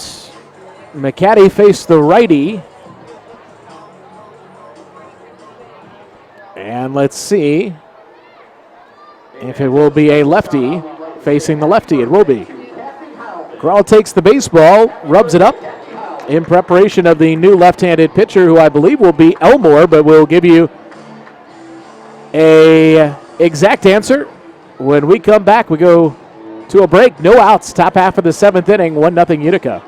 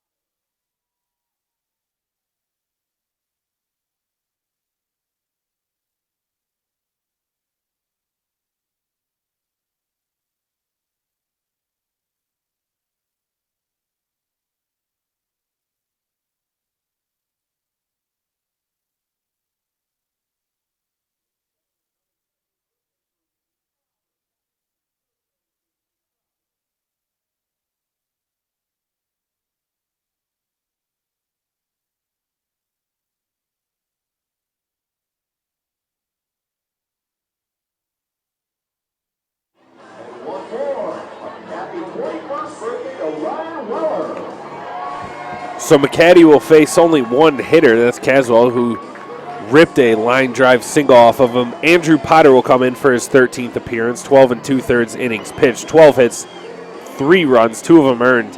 2 walks to 14 strikeouts, 2-0 record to go along with 2 saves, a 1.42 ERA from the righty.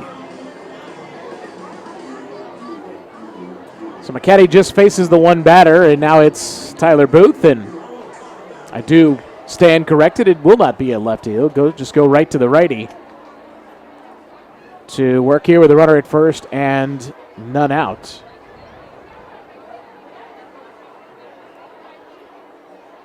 Booth 0 for 2 today out of Lynchfield Park, Arizona. Takes a look at a called strike. 0-1.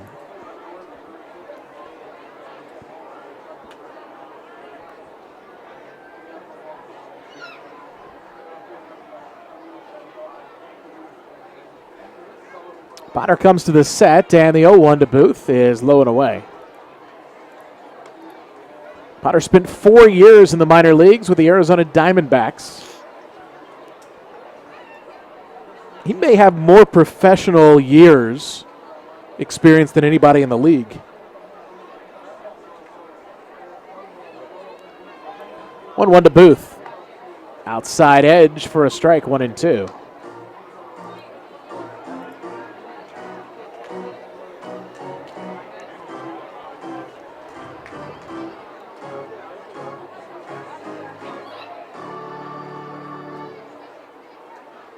Time requested. Kraus is actually the one that called it.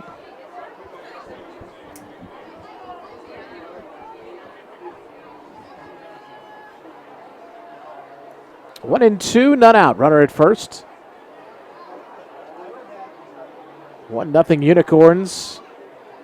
Top of the 7th, the pitch. Swing and a miss. Climb the ladder with 94-mile-per-hour heat. And there's one gone in the top of the 7th.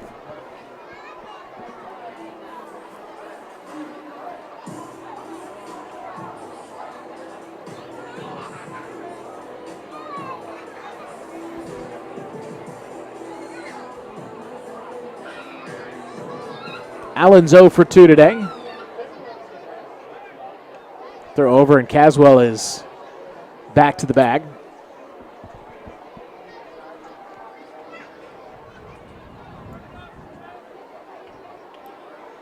Pitch home. This is high, 1-0. Jim Essien, bench coach, has taken over third base coaching duties for the Diamond Hoppers. Throw over, runner back. Very capable veteran major and minor league coach and manager, and even has big league managerial experience for the 1991 Chicago Cubs. The 1-0 home, rather, is a called strike, 1-1. Saw somebody the other day walking around the ballpark wearing a authentic, because I asked him, authentic Jim Essien Chicago White Sox jersey. And it was the one they wore. They paired with the shorts, the navy tops with the navy shorts. Inside 1-1. And the young man had the navy top, and it had a collar. So it was, it would allow you on a local country club to play golf. But it was the same jersey that the White Sox tried to replicate earlier this year until Chris Sale got a hold of some scissors. That ball's in the dirt, scoots past Kraus. Caswell initially didn't go, now goes and makes it easily on a wild pitch. But it had Jim's number, I think it was 18 when he played. And it had Essien written on the back. Turned out it was Jim's, was it nephew or cousin? I asked him. You just don't see a lot of Jim Essien jerseys. Ground ball to the left side. Caswell gets back to the bag. Yetzko throws to first and gets Allen, who runs well down the line, but is out. There's 2 away. Now batting the shortstop, number 7, Ricky Castro. Okay, do you have a player whose jersey maybe you think it'd be cool to have that's not a star?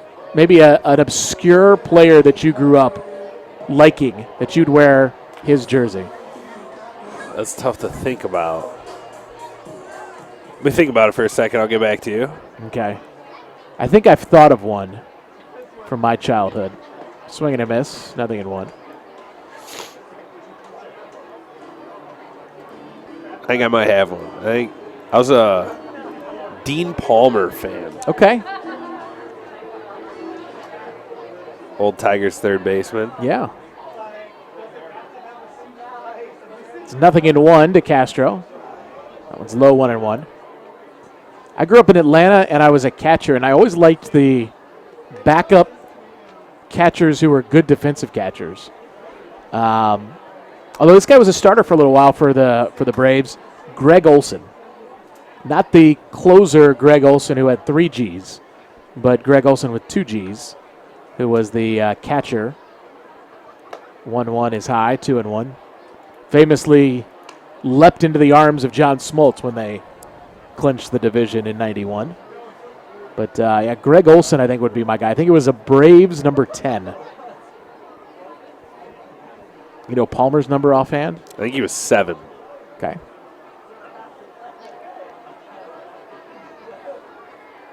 Counts 2-1 to Castro, 2 outs.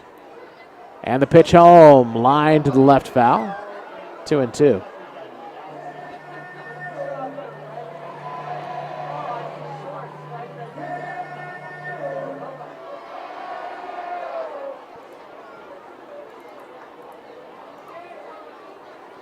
Now time called as Kraus will head to the mound for a word with Potter.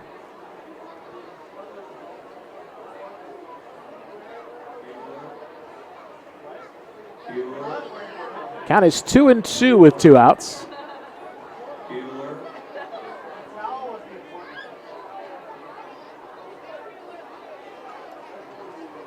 Here's a set, the pitch home. Swing and a miss for strike 3. Kraus has to throw to first to record the out, and does. As we stretch here at Jimmy John's Field, the Utica Unicorns still lead the East Side Diamond Hoppers 1-0. Okay, fans, it's time.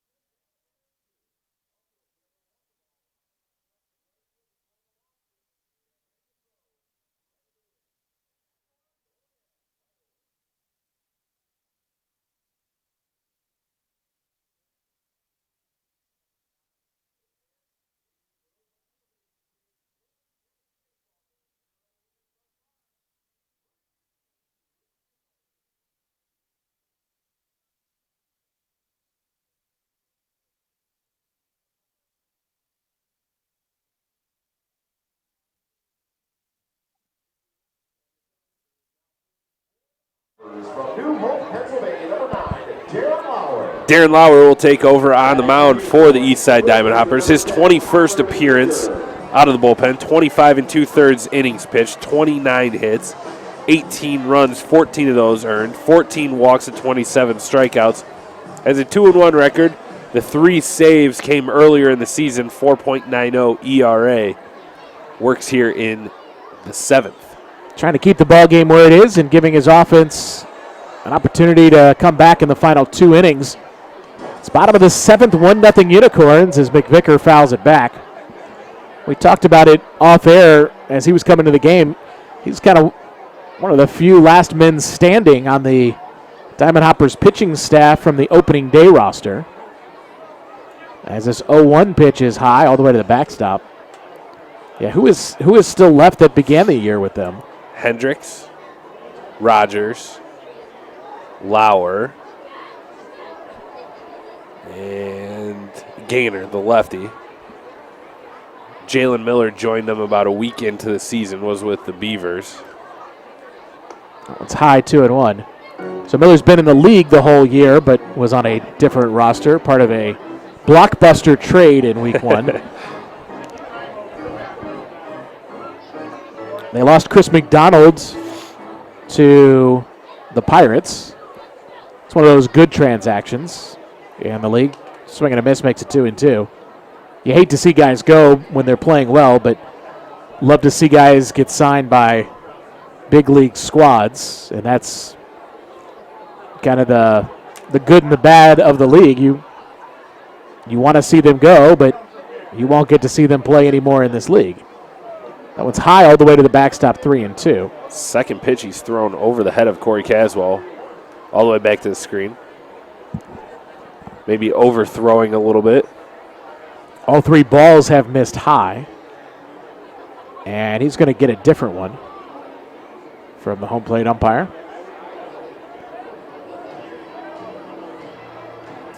Lauer is from the Keystone State of Pennsylvania and went to Keystone College. Payoff pitch. Swing and a miss, strike 3. McVicker down on strikes. 1 down in the bottom of the 7th. Now batting the catcher, number 14, Nick Krause. Lauer was with Keystone this season in 2016, but as a coach. He was with them not in a playing capacity, but he was part of a coaching staff that led them to the Division III national title game at Keystone College. Low to Krause, 1-0. As a player with Keystone, he is 9th in all-time ERA. Inside, 2 balls, no strikes to Nick Krause. Lauer stands 6 foot, 195. He will turn 24 in the end of the month, the 29th of September. 2-0 offering, line by Krause, right field. In comes Booth. He took a divot out of the ground with his first step and makes the catch, recovering for out number 2. Hit it hard, but yeah, like you said, kind of slipped as he was taking off. Able to keep his feet, make a fine running catch. And something kind of flew up in the air there as he took that first step. And yeah, it was just his cleat got a little caught in the ground, and he ended up taking out a Phil Mickelson-sized divot on his first step. Pitch is low, 1 ball, no strikes. Groundskeepers say replace it with sand rather than take the divot and put it back over the spot. As long as they have sand on the cart for you to do that with. I don't think he's carrying sand with him. It was a strike on the inside corner to Page, 1-1.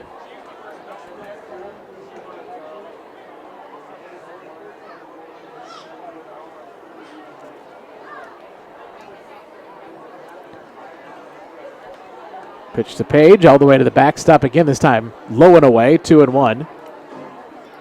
1-0 Unicorns. And the home team batting here in the bottom half of the 7th inning. Say our chilliest night of baseball so far this year. Toss up between last night and tonight. A little bit more of a breeze last night, a constant breeze. Inside, 3-1 the count. But I'm pretty sure it's going to be right back up in the 90s for next week's ball games. Weather could be interesting the next few weeks, or next week or so, with all the tropical issues going on down south. This 3-1's a called strike, making it full 3-2. Never know what's going to kind of waft up from the hurricanes that are striking the coast. It's not going to be anything like those poor people are experiencing right now in Florida and South Carolina. 3-2 on the way, chopped to third. Delgado has it in fair territory and throws low, but Allen saves him with a scoop at first. 1-2-3 work from Darren Lauer. We go to the 8th inning, still 1-0 Unicorns. Fans, are you ready for a race?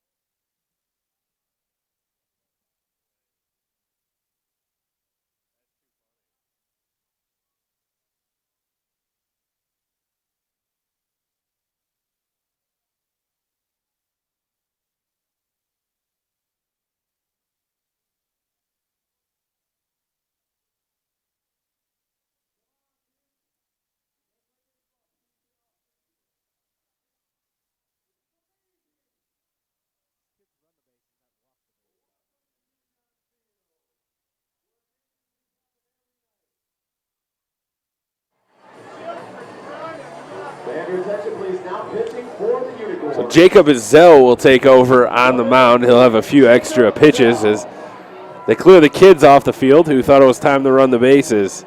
Izell, 21 games, 39 and 2/3 innings pitched, 43 hits, 31 runs, 19 walks, 35 strikeouts, 0-4 record. Does have a couple saves since moving to the back end of the bullpen. 6.12 ERA. I have no idea how this happened, but during the between innings promotions, the mascot was running the bases with one kid, and then all of a sudden, the gates opened, and kids flooded the field. I think thinking it was the post-game kids run the bases, and they just kept on running, and they ran around the warning track, just completely unprompted, and are just now being taken off the field, and we're not really delayed by any sort of significant amount. So those kids are going to get a extra lap around the track, or around the bases. I just don't understand how that happened. Like, it's Beats like me. it's like you see a streaker like illegally make his way onto the field sometimes, as Izell delivers, and it's fouled off by Fiorino. But that time, all the participants were clothed, and they just somehow voluntarily wandered onto the field. Kids, parents, everybody that was over by the gate getting ready for the kids to run the bases after the 9th inning decided it was time to run the bases. Fiorino didn't go. It's 1-1. 1-0 Unicorns. Diamond Hoppers batting top of the 8th.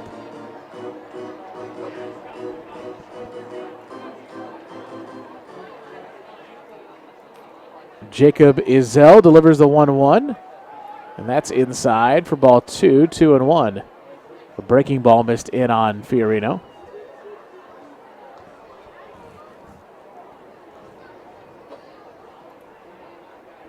Next pitch tapped towards third. Narin charges, can't make the play. Knew he had a sense of urgency to try to make the play, and that will likely be scored a infield single. New catcher in the game as well for Utica, as Hamner takes over behind the plate, replacing Kraus.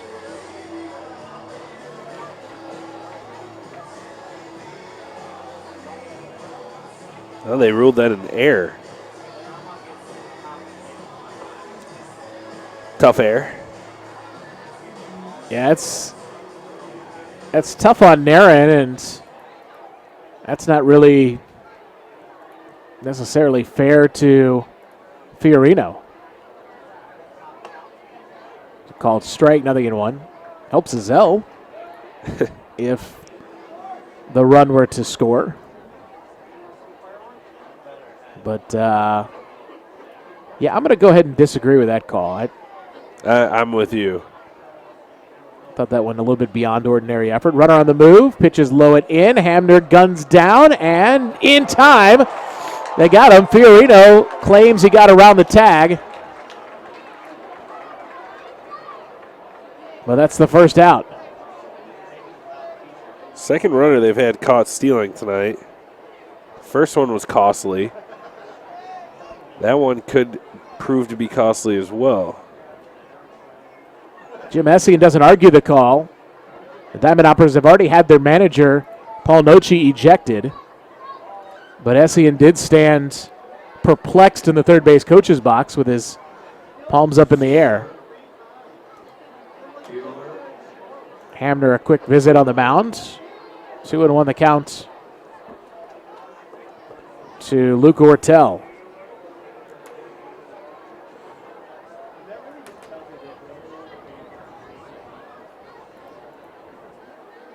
2-1 pitch low and in, 3 balls and a strike.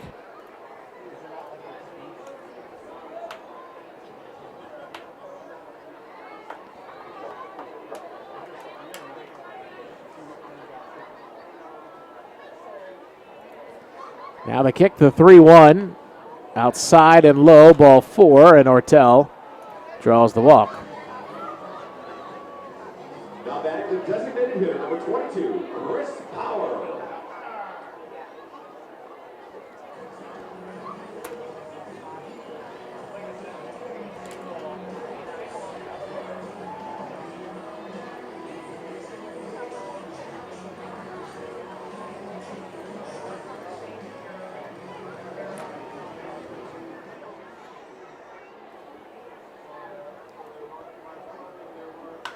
Hard hit ground ball to second. Page flips to Yetsko for one, on to first, that's two. Taylor made 4-6-3 double play, and the Diamond Hoppers do not score in their half of the 8th inning. We go to the bottom half of the 8th inning. Still a 1-0 Unicorns lead.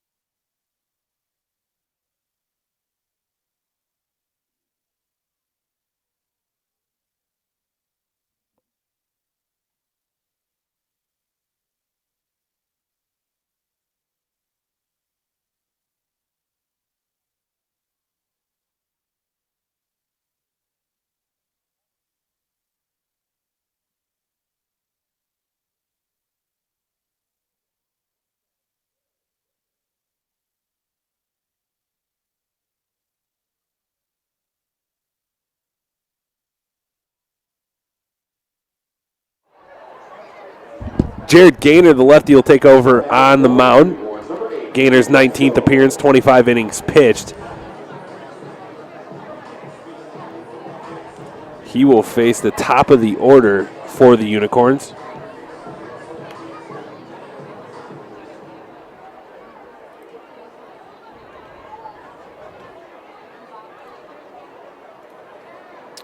He'll face Yetsko, and the first pitch is fouled back, and the count goes to 0-1.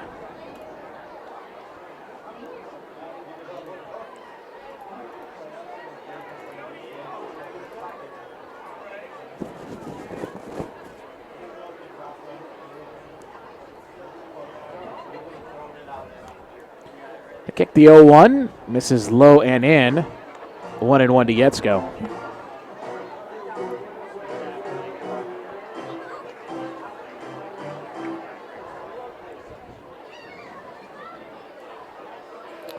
Now Gaynor's 1-1 pitch, cut out and missed by Yetsko. It's now 1-2.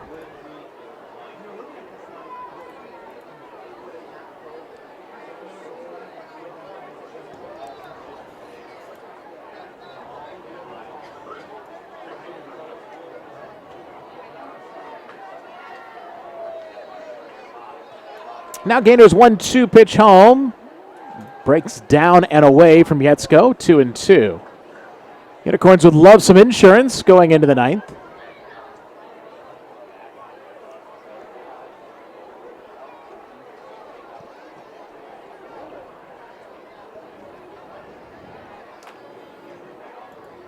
Now the 2-2, swing and a miss. Ball was in the dirt on a fastball.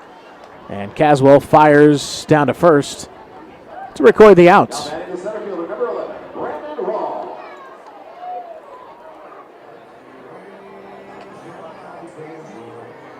One gone for Raw, who as it stands right now has provided the lone scoring offense of the game. A high fly ball to left field that got out of here. Hit it way up there and ended up hitting it a long way. Gaynor fires, and Raw goes the other way. Down the right field line, fair. Booth cuts it off. Raw will stop at first as Booth put on the brakes. And then planted and fired the ball back in. Good play to keep that only a single. Off the bat, it looked like it might have been a double, but Booth was able to get over there and cut that ball off before it got into the corner. Keep Raw at first with a single.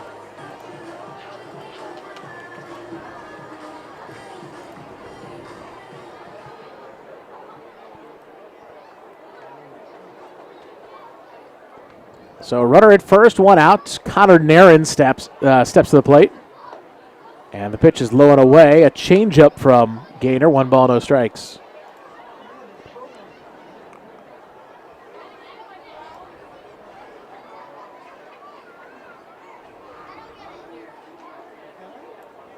Now the pitch home. Misses away. 2 balls, no strikes.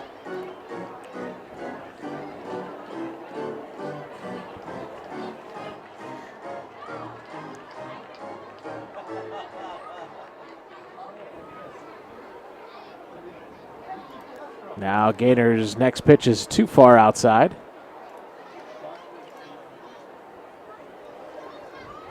Three and 0 the count. Switch hitter batting from the right side for the first time today.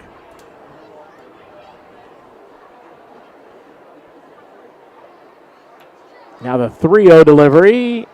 Change up away, ball 4.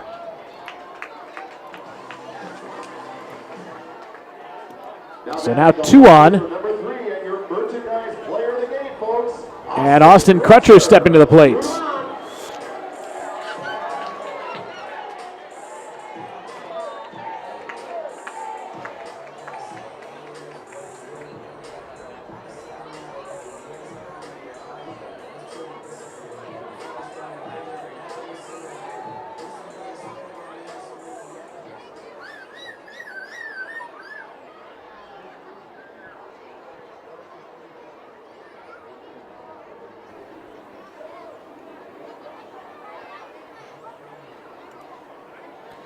Now with 1 out, a strike called to Crutcher, and the count's 0-1. Good curveball there to start off Crutcher on the outside part of the plate.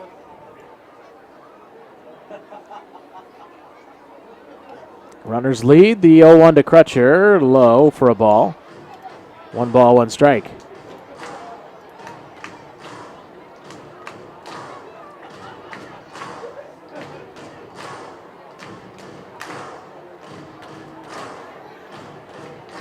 Another great scoring opportunity here for the Unicorns in a 1-0 ball game.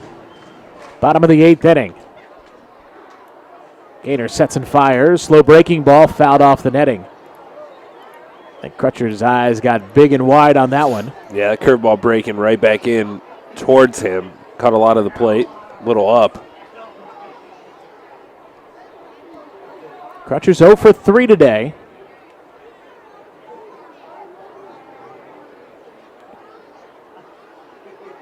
Raw at second, Nairn at third, 1 out. The 1-2 home, too far outside with a changeup. It's now 2-2.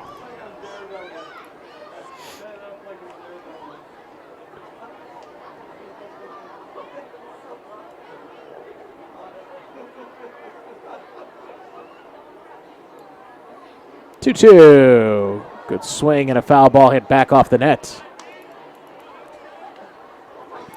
We will have a post-game fireworks show after the game, and we will have kids run the bases after the game, and they will run the bases, not the warning track.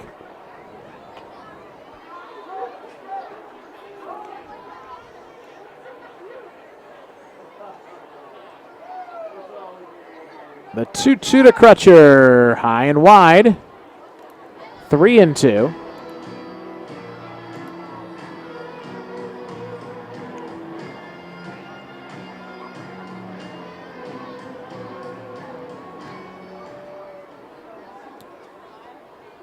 Count of 3-2, 1 out.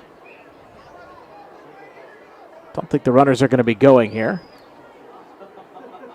Breaking ball, chopped to shortstop. Castro goes to third, and it's in time there to Delgado. There's momentum taking him towards third. And our ball slowly hit. No chance of getting two. They got the leading runner. And Chris Cruz will bat with 2 outs, and runners still at first and second, albeit different runners.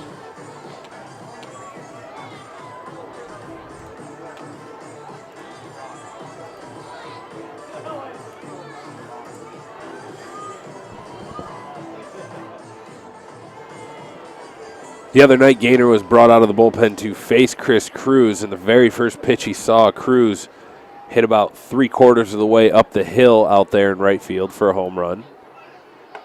And Cruz took a monster cut, but does not connect. 0-1. With runners on, the Diamond Hoppers cannot go into the exaggerated infield shift. In fact, they're pretty much playing straight on, although the outfield is shifted towards right. Cruz flies this shallow center field. Castro goes back and makes the grab for out number 3. Unicorns do not score. Diamond Hoppers have one more chance. It's 1-0 Unicorns going into the 9th.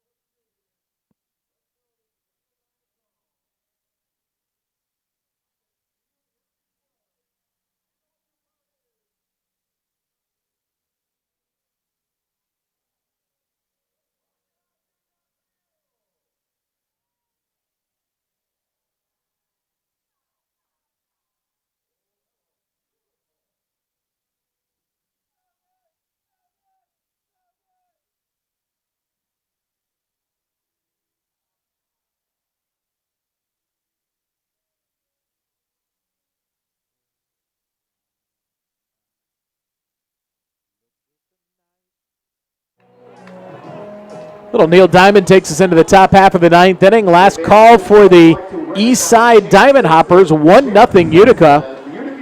And Jacob Ezel stays on the mound to try to record a 2-inning save.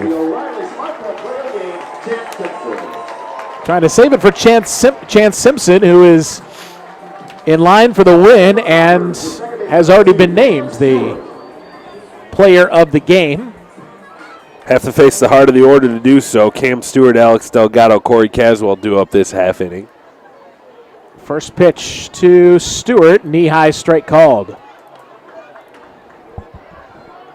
Lone run in the bottom half of the 4th inning. Utica center fielder Brandon Raw with a solo home run. Stewart lays off a breaking ball low and well from Ezel. 1-1. Diamond Hoppers lead the Birmingham Bloomfield Beavers by 2 games in the USPBL. Beavers obviously not playing tonight. That one's inside, 2-1.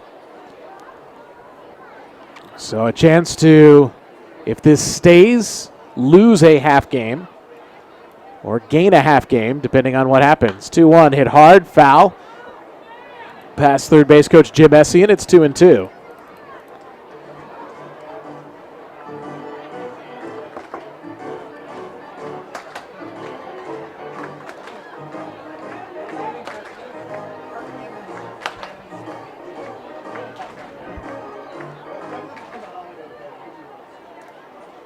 The kick and the 2-2 home. Ground ball left side, base hit. Diamond Hoppers have life in the ninth. Leadoff man is on, representing the tying run. And Alex Delgado, the batter. Able to stick his bat out and get the curveball on the outside part of the plate and hook it back through the hole on the left side of the infield. Greg Grawl to the mound. And let's see if this is it for Ezel.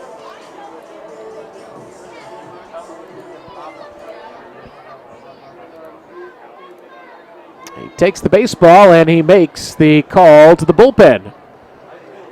So Jacob Ezel is done. New pitcher sprints in from the bullpen. We'll tell you who it is after this. 1-0 Unicorns, top of the ninth.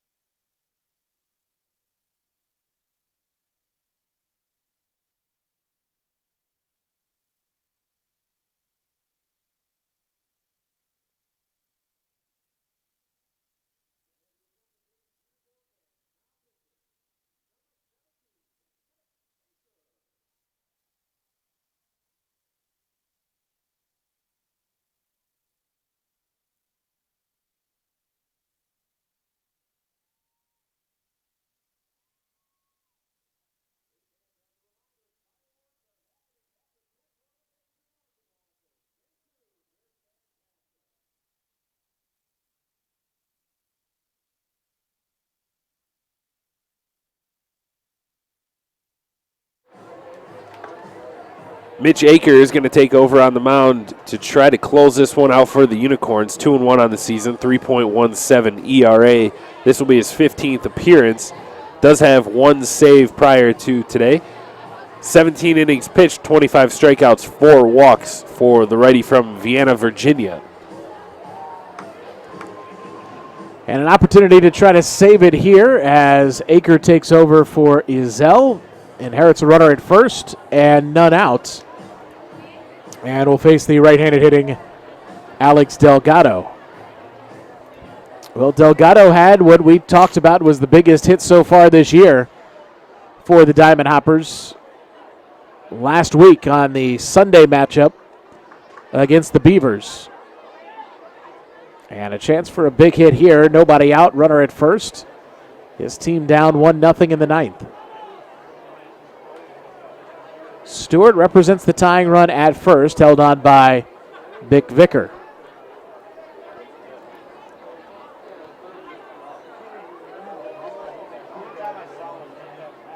First pitch, runner goes. Little blooper towards second base.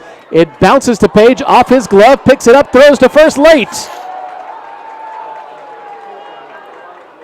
Little in-between line drive to Page with Stewart running. Page had it tip off his glove at first and threw late to first.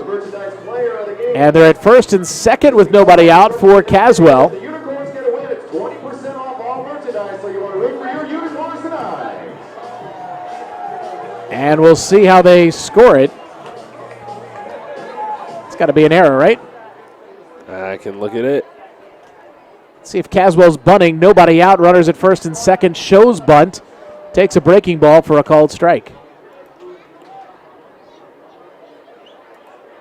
So Caswell was squaring to bunt there. It is an error on Page. Stewart at second. Delgado at first. 0-1 to Caswell. Squaring. Gets it down in front of the plate. Hamner fires to Page, covering the bag in time. Successful sacrifice, 2-4 put out. And runners are at second and third with one out. And now Delgado is going to depart. Number 13, Tyler Booth. And the Diamond Hoppers are going to run. It's got to be Scholar. That's what it looks like, number 12, Michael Scholar. Okay, so Scholar will be the pinch runner, representing the go-ahead run in scoring position at second. Stewart is at third. Unicorns bring the infield in with Tyler Booth at the plate. They can also opt to pitch around Booth.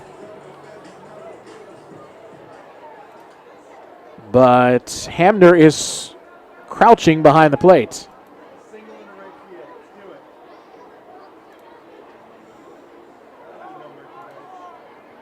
Pitch home. That hit Booth in the batter's box foul.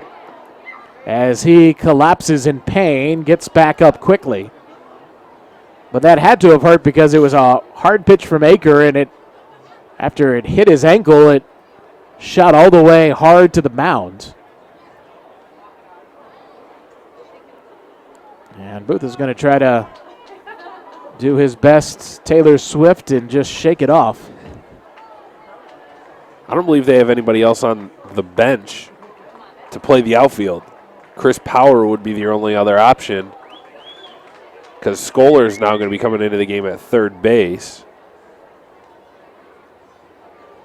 So got to hope that Tyler Booth can shake it off and be all right. And the bench right now is Johnson and McMillan.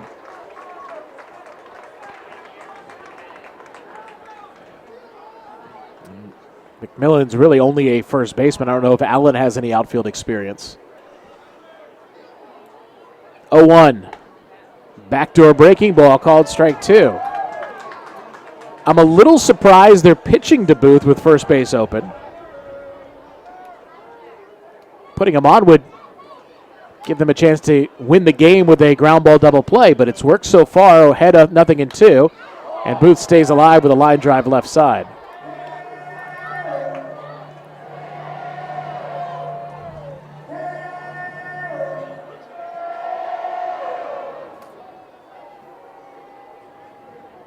Allen is on deck. 1 out, second and third. Aker sets and fires. Swing and a miss, ball in the dirt. Hamner applies the tag on Booth.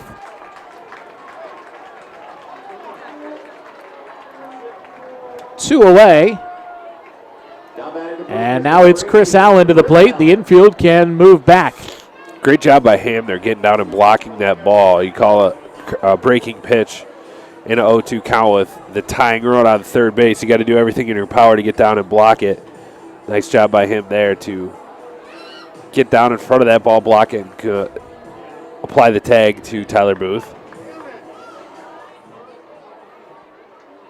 Booth gave himself up, didn't run hard down the line. I don't know if he was in pain after that foul ball off his foot.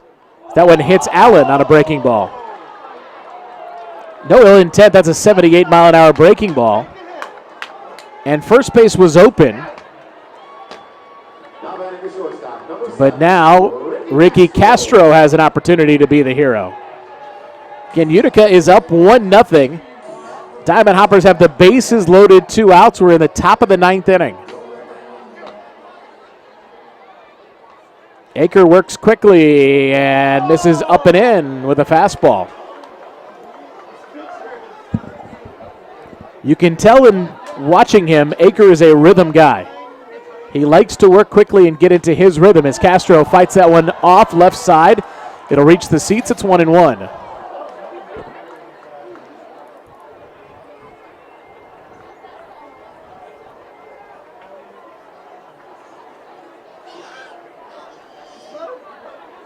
Stewart, the tying run at third. The 1-1. Fastball at the knees, called strike 2.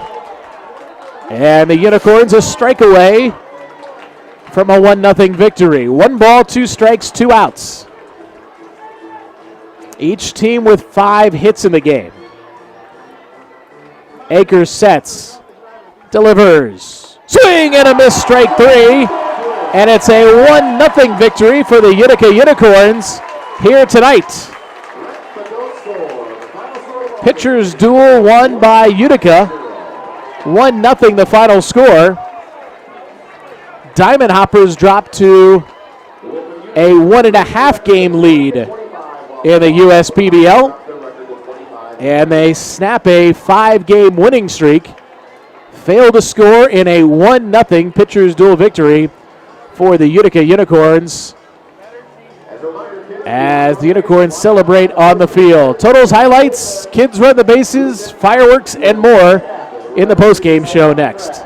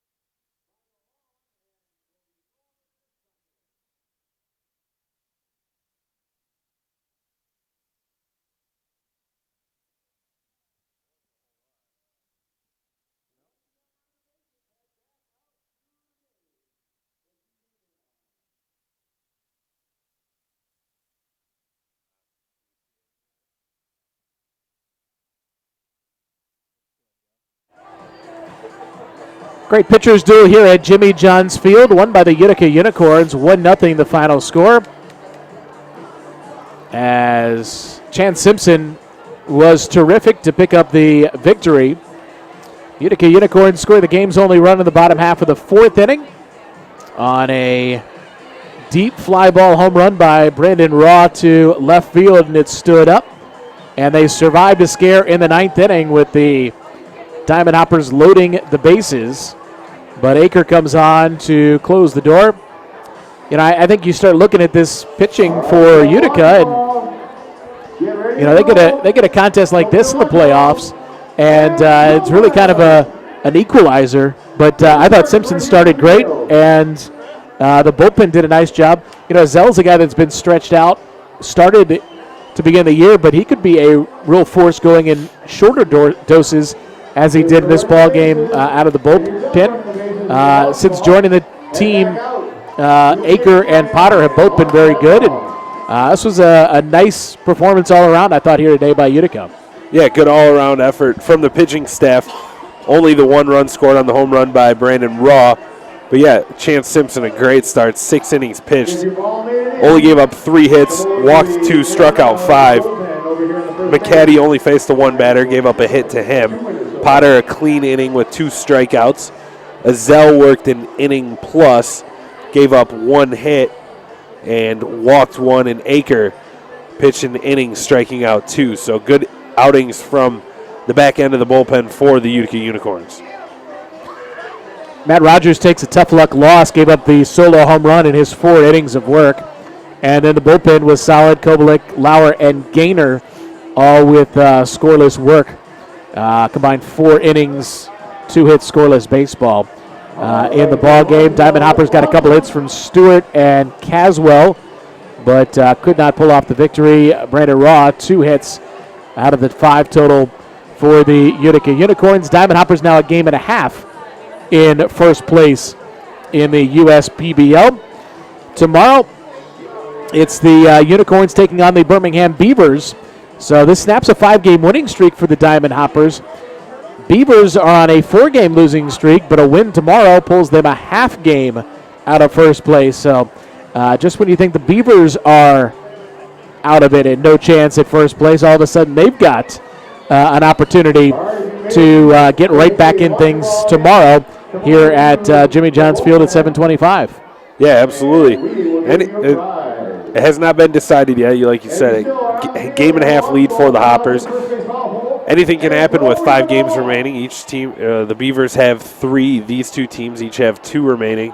It'll be a fun last couple games of the regular season. So don't forget, tomorrow, 7:25 here at Jimmy John's Field for some more baseball action and fun family entertainment. Military Appreciation Night tomorrow at the ballpark.